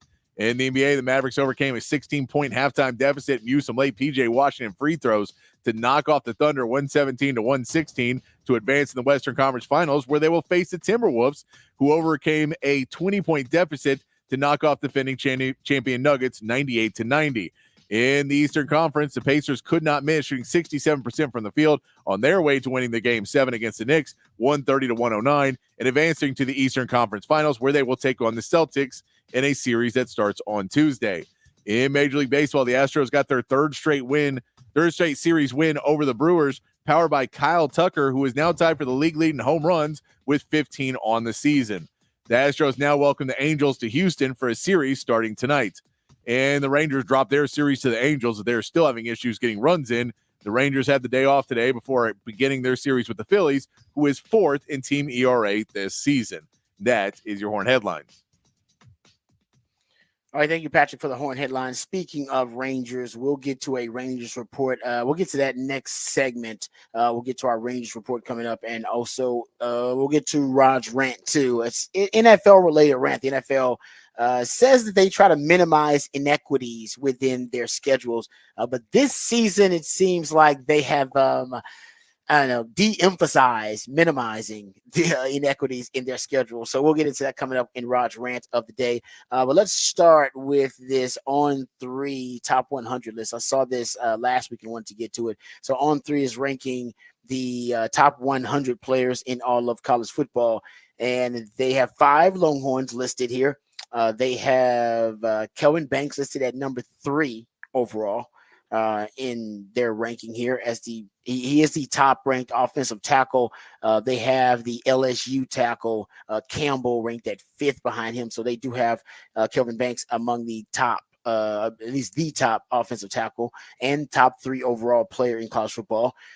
Quinn Ewers is ranked number 12 on this list. They have Quinn Ewers as the 2nd highest ranked QB on the list. Carson Beck, I believe, is 4th on this list. So they have him as the top quarterback on the list. So just Quinn and both Kelvin Banks will be in the conversation to be the top 2 players drafted at their specific position in the next upcoming draft, if they are the top player in their position. Honestly, you can even make the argument if they're number 2, because they're both at such premium positions, left tackle and quarterback, that if they're just in the top 2, which right now they are, and unless they have regression next year, we expect them to stay there or even catapult themselves and increase their draft stock. But let's just say they have a season that cements them to being top 2, just because those positions are so premium, they'll still be drafted in the top 10, I believe. We did do the research, and the last time Texas had a first round draft pick on the offensive line, you got to go back to when Rod B was on campus. When I was on campus, Big Mike Williams, and then Mike Williams was drafted number 4 overall. Then my man Patrick went even deeper and found out that the year before, Texas had a offensive lineman drafted even higher than that, which was Leonard Davis, who was drafted, you said number 2? Number 2 overall. Good Lord. Oh, man, that's crazy. So Texas did have 2 top 4 offensive linemen drafted in back-to-back years. But I don't know if Kelvin Banks will go that high. But if you're the top left tackle on the board, you're probably going to be in the conversation to be a top 5 pick. Definitely top 10, but maybe top 5. So I don't know if he goes 2 or 3, 2 or 4, but he's in that conversation. And so is Quinn Ewers, by the way. If Quinn Ewers is the top quarterback off the board, he's got a chance to be number 1 overall. I mean, just in the world that we live in. Now, this is not a quarterback draft that'll be as deep as it was this past season. The 2025 draft won't be as quarterback heavy. So you won't have maybe 3 quarterbacks taken with the top 3 picks like you did this past draft. But I do think you'll have, every year you'll have a heavy quarterback representation in the first round. It's going to be rare that you don't, and that's why they'll even overdraft guys. We talked about this, look past their downside, because they can only see the upside, or they're going to gamble on the upside of the quarterback at that position. All right, Isaiah Bond also makes the list. He's 54th on the list of the top 100 players ranked by On3. They have Trey Moore, also makes it at number 73. That edge room is supposed to be, and the wide receiver room is supposed to be really deep. Both of those positions are among the deepest at Texas right now. Trey Moore with the edge position. You got Colin Simmons. You got Ethan Burke. You got Barron Sorrell. You got Colton Bosick. You got Justice Finkley. You can throw in there with that group. They're going to put Anthony Hill on the edge sometimes. That's a lot of guys you can have coming off the edge, screaming off the edge for you. So this is the deepest Texas has been at the edge position since Sark has been here. And the wide receiver, even though you lost a lot, you had 3 wide receivers drafted last season. You're deep there. 3 guys you got via the transfer portal: Bond, Bowden, and Golden. And you got a young Jonte Cook. And they like what they saw from DeAndre Moore. And we all love what we're seeing from a young Ryan Wingo. You're talking about 6 deep at wide receiver and 6 deep at defensive end. Even though last year you had more high-level talent, you have not been that deep at those positions, really. And then 85, Jake Majors makes it at number 85. So good for him. Jake Majors finally getting some love. He's the most maybe the most underappreciated player on the team, truth be told. Yeah. We just don't appreciate Jake Majors enough. Yeah, I don't know. I mean, yeah, we'll see Gunnar Helm, what he does this season, because he'll be, he could be a big piece this season. But I don't know. I mean, yeah, he's been around since 2020, and we talk about the big humans and everybody else, but man, Jake Majors, they can't usurp him. He's had that gig, and he's been steady. I think if he proves himself in the SEC against higher level competition, guy's got an NFL future. Yeah. Yeah. I agree with that. All right. Here's a list of at least the number, I should say. I'm not going to list them all. The number of players on the list for Texas opponents. Georgia has 5. Michigan has 7. And how about this? Michigan 7. Out of the 7, 5 are on defense. So the two most talented teams you're going to play obviously going to be Michigan and Georgia. And honestly, between the other A&M's got one guy on the list, the edge defender Nick Scourton, and Kentucky's got a cornerback Maxwell Hairston on the list.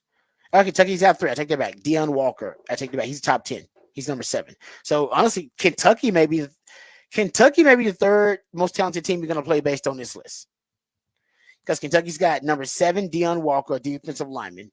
They got number 69, nice, Barion Brown, a wide receiver. And they have the cornerback I mentioned, Maxwell Hairston. So it's Michigan, Georgia, then Kentucky. If you want to look at most talented teams you're going to play based on this list. That honestly, they might be right about that. I'm A&M. I got to look at A&M. A&M may have on defense. A&M's got some pieces on defense, but I don't know what they have on offense. But Kentucky's a dangerous trap game. Remember, the reason I'm a little bit weary of that Kentucky game, it's look at where it is on the schedule. It's at a weird place on the schedule. I'll go find. It's at a weird place. I remember looking at it and saying, man, I don't like where that Kentucky game is. But I don't like any time. I believe, and this may not even be true, but in my mind, my conspiracy theorist mind, I'm on the grassy knoll. Anytime you're playing a Stoops, I feel like Bob Stoops has like a personal vendetta and a personal motivation to beat Texas. Don't you feel like? Am I the only one who feels like that? No, Right. And I feel like anytime it was like Lincoln Riley playing them or Brent Venables, I feel like there's like a text chain of I've been watching some film. Yes, a boss was saying, you know what you should try here. I would do this if I play Texas. I don't know why I feel like that, but I feel like he's got a vested interest in it. And that way, anybody in his coaching, anybody from his coaching tree, whether that be Lincoln Riley or Brent Venables or like his brothers. I mean, that's not really his coaching tree, but it's his brothers. And I know he's got a personal vested interest in making sure that Texas loses. And remember, Jeff Levy, I probably would be in on that text chain too. I'm sure this is not happening, but in my head, my mind, it's he doesn't want to get Texas to do anything in the SEC before Oklahoma does. Yeah, that's kind of exactly. Like, I just feel like Spops, if he can derail Texas hopes and dreams, even retire to do whatever he is, he's like, no, I'll do some film research on you. I'll get back with you guys. I got a game plan I can come up with. I just think Stoops will do that because Stoops don't like Texas. He never has, never will. Okay, that Kentucky game is between Arkansas and A&M. It's a weird place for a game. Yeah, for trap game, right? Yeah, and we'll see if they can continue to run the ball like they did last year. I know Ray Davis went to the NFL, but that they ran the ball really well last year. So if that's a system and not a guy, boom, then that's another issue. That's, again, that Texas run defense was so stout last year, but you lose those two guys inside, and we don't know how it's going to be this year. Ooh, that's a great question. So that's kind of a question. Because who was the offensive coordinator for them last year? Wasn't it? Man, maybe it wasn't last year. Yes. Okay. That makes sense. Okay, now I'm putting it together. It was Liam Cohen. For those who don't know who Liam Cohen is, he's a Sean McVay guy. Okay. Came from that Rams system. Remember, they hired him, and he was there twice. He was there in 2021 as their OC and quarterbacks coach, and he went to the Rams for like 1 year, and then went back to them in 2023 as their OC and quarterbacks coach. So that goes to your point about that boosted run game, Patrick. And now I believe he's the offensive coordinator with the Bucks. I wonder who they brought in to replace him. They brought in Bush Hamdan. Okay, I don't know. I don't recognize the name. All right, that's good then. Well, I'm trying to not recognize that because I didn't want it to be Liam Cohen because I was like, man, that was him. Yeah. That would make sense about that run game that was so formidable. So now maybe that run game, maybe that was the system. To your point, it may be. Yeah, he was. He's most recently the offensive coordinator of Boise State. Okay, I like that. Well, I like it for Texas. No point. I don't want the Sean McVay disciple down there running the offense against Texas. Yeah. I don't want that because we know the one thing that I think you can expose Texas on potentially is where, and even Sark's worried about it, that interior D line. Yeah, and running the rock right at you. And Kentucky they were able to run that rock last year. Michigan's gonna try to run that rock at you. Georgia's gonna try to run that rock right at you. So there you go. Texas players listed on the top 100 list. Okay, how about this real quick? Because I want to get to this as well. So my man Statso War He does a really good job with advanced analytics. He's a data scientist. And Parker Fleming's his name, but that's his Twitter handle if you want it. So he did a metric of average win totals of conference opponents in every power conference, but he did the SEC, of course. And it's for the 2024 season based on FanDuel's current win totals for teams and FanDuel's current lines for every game they have for teams, right? So he's using basically FanDuel's information. And based on this metric, he's got Oklahoma with the highest average win totals of conference opponents in SEC play, 8.8. Based on, like I said, the FanDuel futures. He's got their average win total of their opponents at 8.8 wins. He's got Arkansas at 8.6 wins, Florida at 8.6, Mississippi State at 8.5, Vanderbilt at 8.5, South Carolina 7.8, Bama, Georgia at 7.75, Auburn and Kentucky at 7.5, A&M at 7.1. Ole Miss's average win total of conference opponents at 6.7, LSU at 6.62, Missouri at 6.38, Tennessee at 6.38, and Texas last at 6.2. So based on his metric, he's got Texas with the most favorable schedule, SEC schedule out there. Which, you got to play the big dog. You got to play Georgia. You got to play the big dog of the big dogs. But at least you get them at home. But other than that, I mean, A&M is the other team that you have to play in SEC play that's projected to win a lot of games, and they're projected to win like 8 games. And after that, you play the bottom of the SEC, the Mississippi State, or at least based on futures. You play the Mississippi State, you play Vanderbilt, Arkansas. Those are teams projected to be bottom dwellers in the SEC this year. They could surprise, but that's right now what you're projected to play, or at least how they're projected to finish. And it's a favorable schedule. And based on this metric, it may be the most favorable schedule in the SEC. So there you go. Stats are worth the data science. We appreciate that. Okay, we come back. We got Rangers report and Rod's rant of the day. The Rangers report will give you a couple of nuggets on the Rangers, and in Rod's rant of the day, we'll talk about the NFL scheduling inequity. They have tried to avoid this the last couple of years because of complaints from coaches, complaints from owners, complaints from players, the Player Association saying, hey, man, some of your scheduling methods are extreme and they're really causing some unfair practices, unfair inequity in the game, period. And the NFL has tried to avoid the last couple of years. But this year, the NFL basically gave all of the parties involved, they were complaining about that, the middle finger, and said, no, we are going to schedule the most entertaining window of football that we can. So we'll come back and talk about how that has led to a lot more inequity in this schedule than in previous years. And we'll also give you a little Rangers report coming up right here on the Rodcast featuring Patrick Davis on Lifetime Longhorn. Rod Davis coming back on the horn.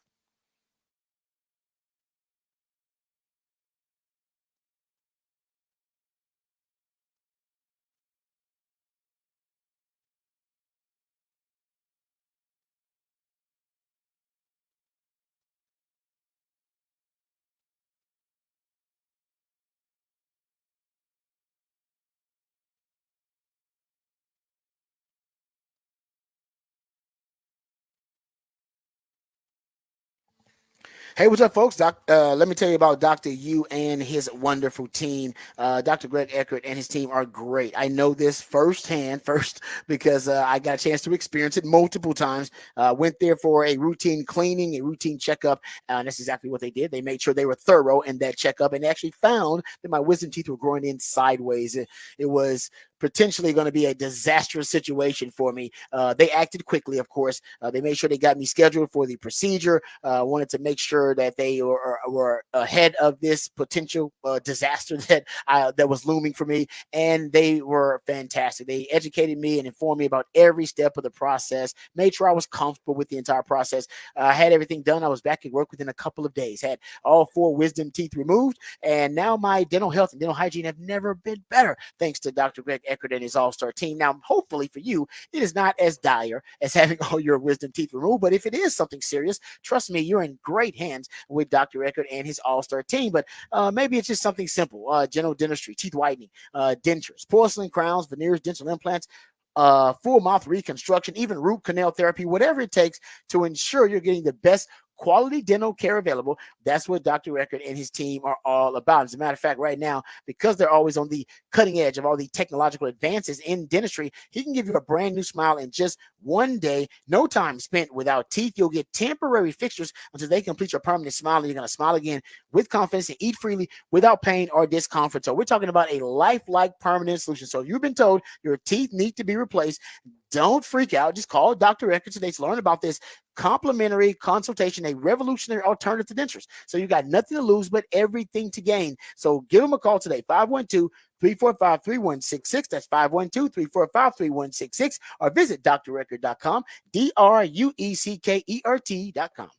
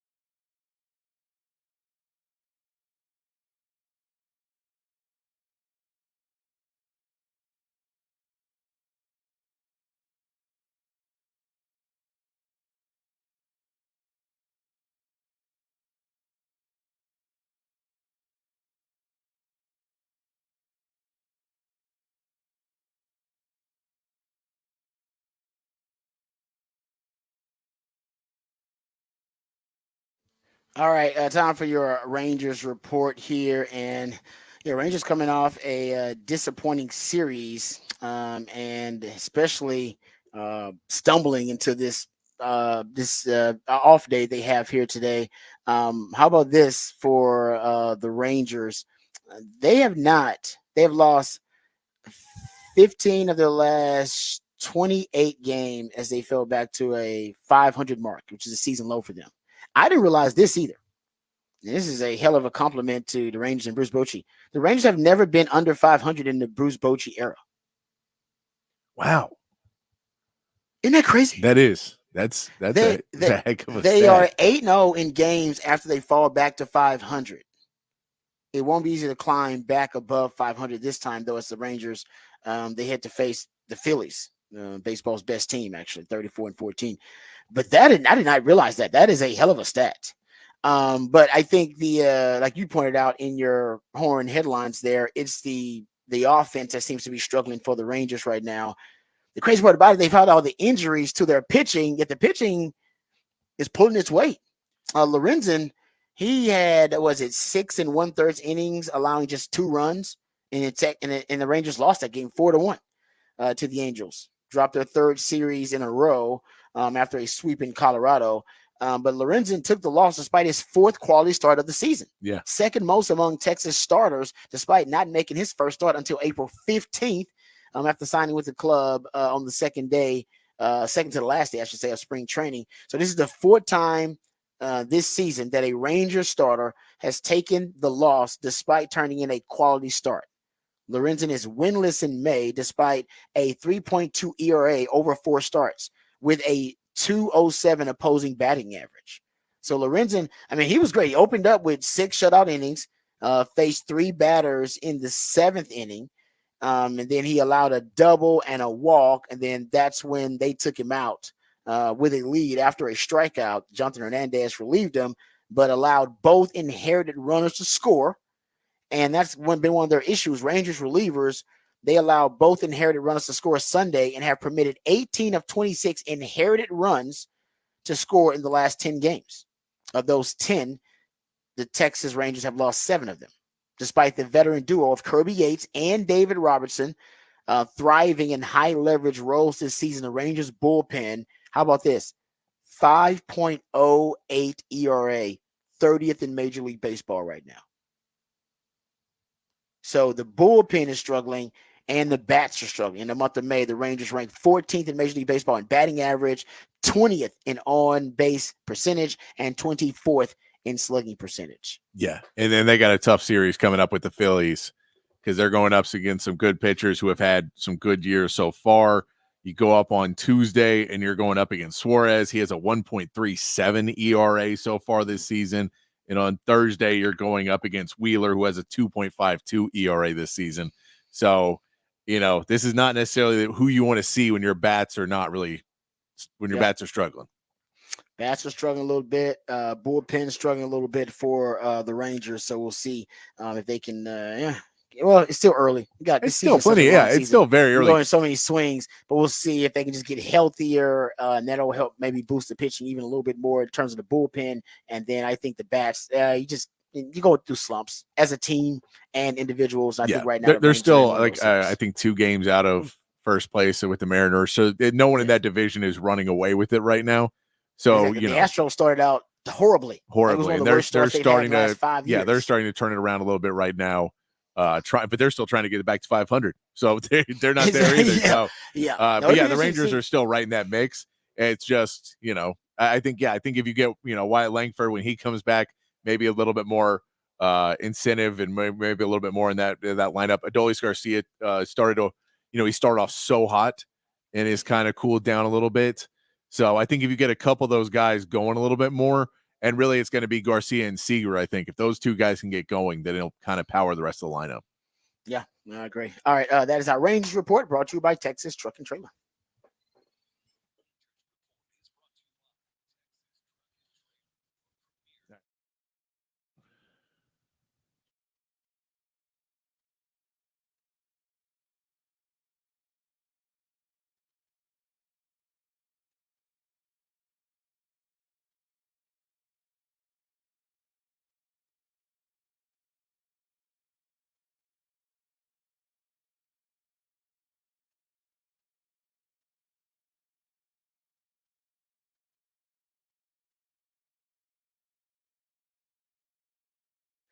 All right, now I want to talk about the NFL's schedule because this year it's a little bit different. Now, in the past couple of years, the NFL has tried their best to avoid stretches of games, windows of games where teams have to play games on short rest, like a lot of games on a short rest. We talked about how the Texans have a stretch of 3 games in 10 days. We're not the only one who's got that kind of stretch. And usually the NFL, they don't hide the fact that they prioritize, the entertainment, the TV product over player safety, over even competitive balance. Here's what Mike North said, the NFL's VP of broadcast planning, when he talked about the schedule. And by the way, the NFL doesn't control who you play. That's already in a built-in formula. They do control when you play. They can mess with that all they want to. That's the freedom the NFL has. They don't have any freedom. It's already in the CBA, I think, what the formula will be for the schedules. But they do control when you play and what windows you play in. And Mike North, the VP of broadcast planning, says, this is words. It's a quote from him. We try to maximize viewership, maximize fan interest, and minimize competitive inequities. So he's already telling you competitive, inequities, even though we're trying to minimize them, that's last on our list. Number 1 on our list is maximizing viewership and fan interest. Those are number 1. And he didn't even mention player safety. Didn't even come up one damn time. All right, in the schedule. So basically, my man Warren Sharp has what he call a rest edge. Rest edge is the NFL is the number of extra days a team has to rest and prepare for their game over their opponent. So a rest edge in the NFL, number of extra days a team has to prepare and rest for their upcoming opponent. Right. And basically how many more days they have than their upcoming opponent has. That's the rest edge. So Warren Sharp has been keeping up with this, and some of the superlatives from his research. The 49ers, they are at minus 21 days of rest edge. That is tied for the 6th largest disadvantage since 1990. The Ravens are at plus 16 days of net rest edge. An advantage. That's the largest net rest edge advantage since 1990. Going back 35 years or so. So what he's basically saying here is that if you look at the Ravens, if you look at the basically the swing, if you will, between the Ravens having extra 16 days of rest over their opponents and the 49ers being at a 21-day deficit of rest, that's a 37-day swing in rest edge between those two squads, which, by the way, is the largest what he says, the largest net rest edge disparity from the team with the most to the team with the fewest since 2000 in the last 20 plus years. So let's look at what we saw as extreme. Even look at the Texans schedule. When we saw that 3 games in 10 days, we saw that span and thought to ourselves, damn, that is a crazy span of games. That's pretty hellacious. I wonder how many teams have to go through it. Well, he did the math. So there are 9 teams in 2024. They're going to play 3 games in 10 days. But how about this? In the previous 5 years, from 2019 to 2023, it happened 0 times. So the NFL they were trying to listen to the Players Association. They were listening to the coaches and the owners saying, nah, man, don't be scheduling us in those windows. Injuries increase. And even though the NFL says the injuries don't increase, they said their data says it doesn't. They said it's too hard to game plan. So the product is terrible because we don't have extra days to game plan, all that kind of stuff. So the NFL was listening to them, but now they decided to say, screw you. So you had 0 games, 0 stretches or windows of 3 games in 10 days in the previous 5 years. And now you have 9 teams that are going to have 3 games in 10 days. You go look from 1994 to 2023. That's a 30-year sample size. There are only 11 times where the NFL had 3 games in 10 days, and they have 9 times this season. Go look at another stretch. You go look at a stretch of, and the NFL also throws these out there. There are 4 games in 17 days. There's also kind of another stretch they do to really consolidate the schedule. It's happening 7 times in 2024. In 2023, 2022, and 2021, let's say the previous 5 years combined, 2019 to 2023, it happened only 5 times in 5 years combined. It's happening 7 times. So basically what's happening is the streaming services, they want the NFL so bad because it's the number 1 TV product in America, and they're willing to pay ridiculous prices to get it, that the NFL is saying, you know what?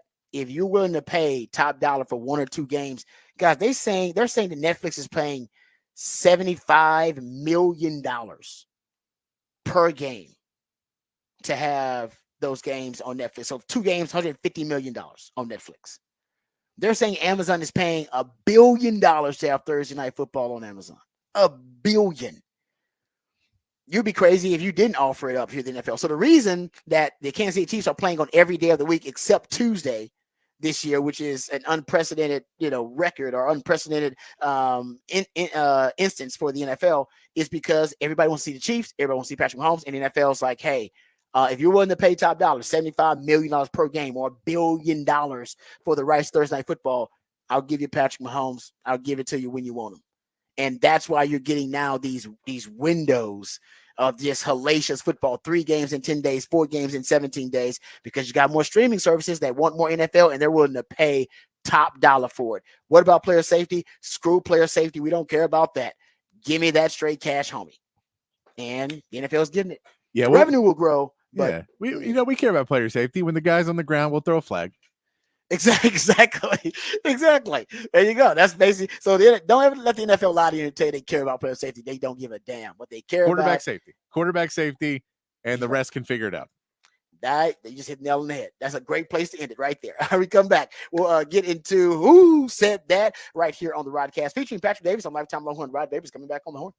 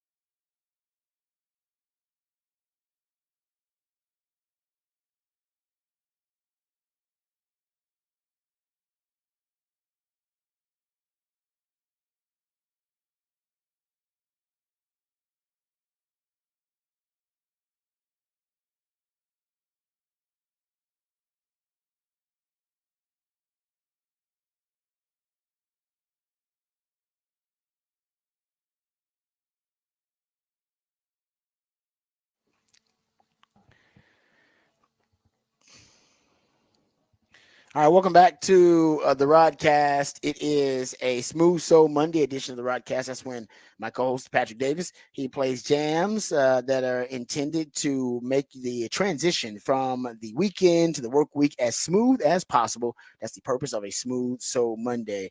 So we appreciate my man Patrick with that. Also, now it's time for Who Said That? That's also when Patrick comes up with some great audio from the sports world, sometimes beyond the sports world. And then based on the context clues or based on the familiarity of the voice that you hear, hopefully you can recall and identify who said that. This is for either one of you guys. And usually in NBA history, it says you have to lose and lose big before you win. What is it about this team that says we lost last year? Yeah, but that's different. You have to lose at a bigger stage. Usually, teams usually. It's the playoffs. We lost last year. We lost the last 2 years. God, how much more we gotta lose? How much you want us to lose? Been losing for 20 years. I mean, that's just the truth, dog. God damn.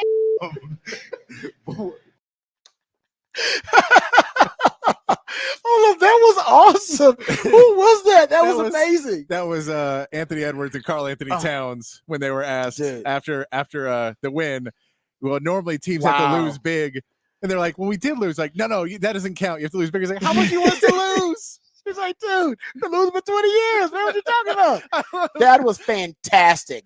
That was the best audio I've ever heard. And then once again, was that Anthony Edwards casually cussing, or were they both? Oh, they were both casually cussing. That was Karl. I think it's because Anthony Edwards. I think Anthony Edwards has warned. I think he has had influence everybody else. He really has, dude, because he casually cusses a lot. He did on TNT when he was like, "Bring y'all arse on down." It was like, "We ain't never been." It was like, "Bring your arse." And he just, and like I said, I'm not criticizing. It's just, I don't know. You don't see it.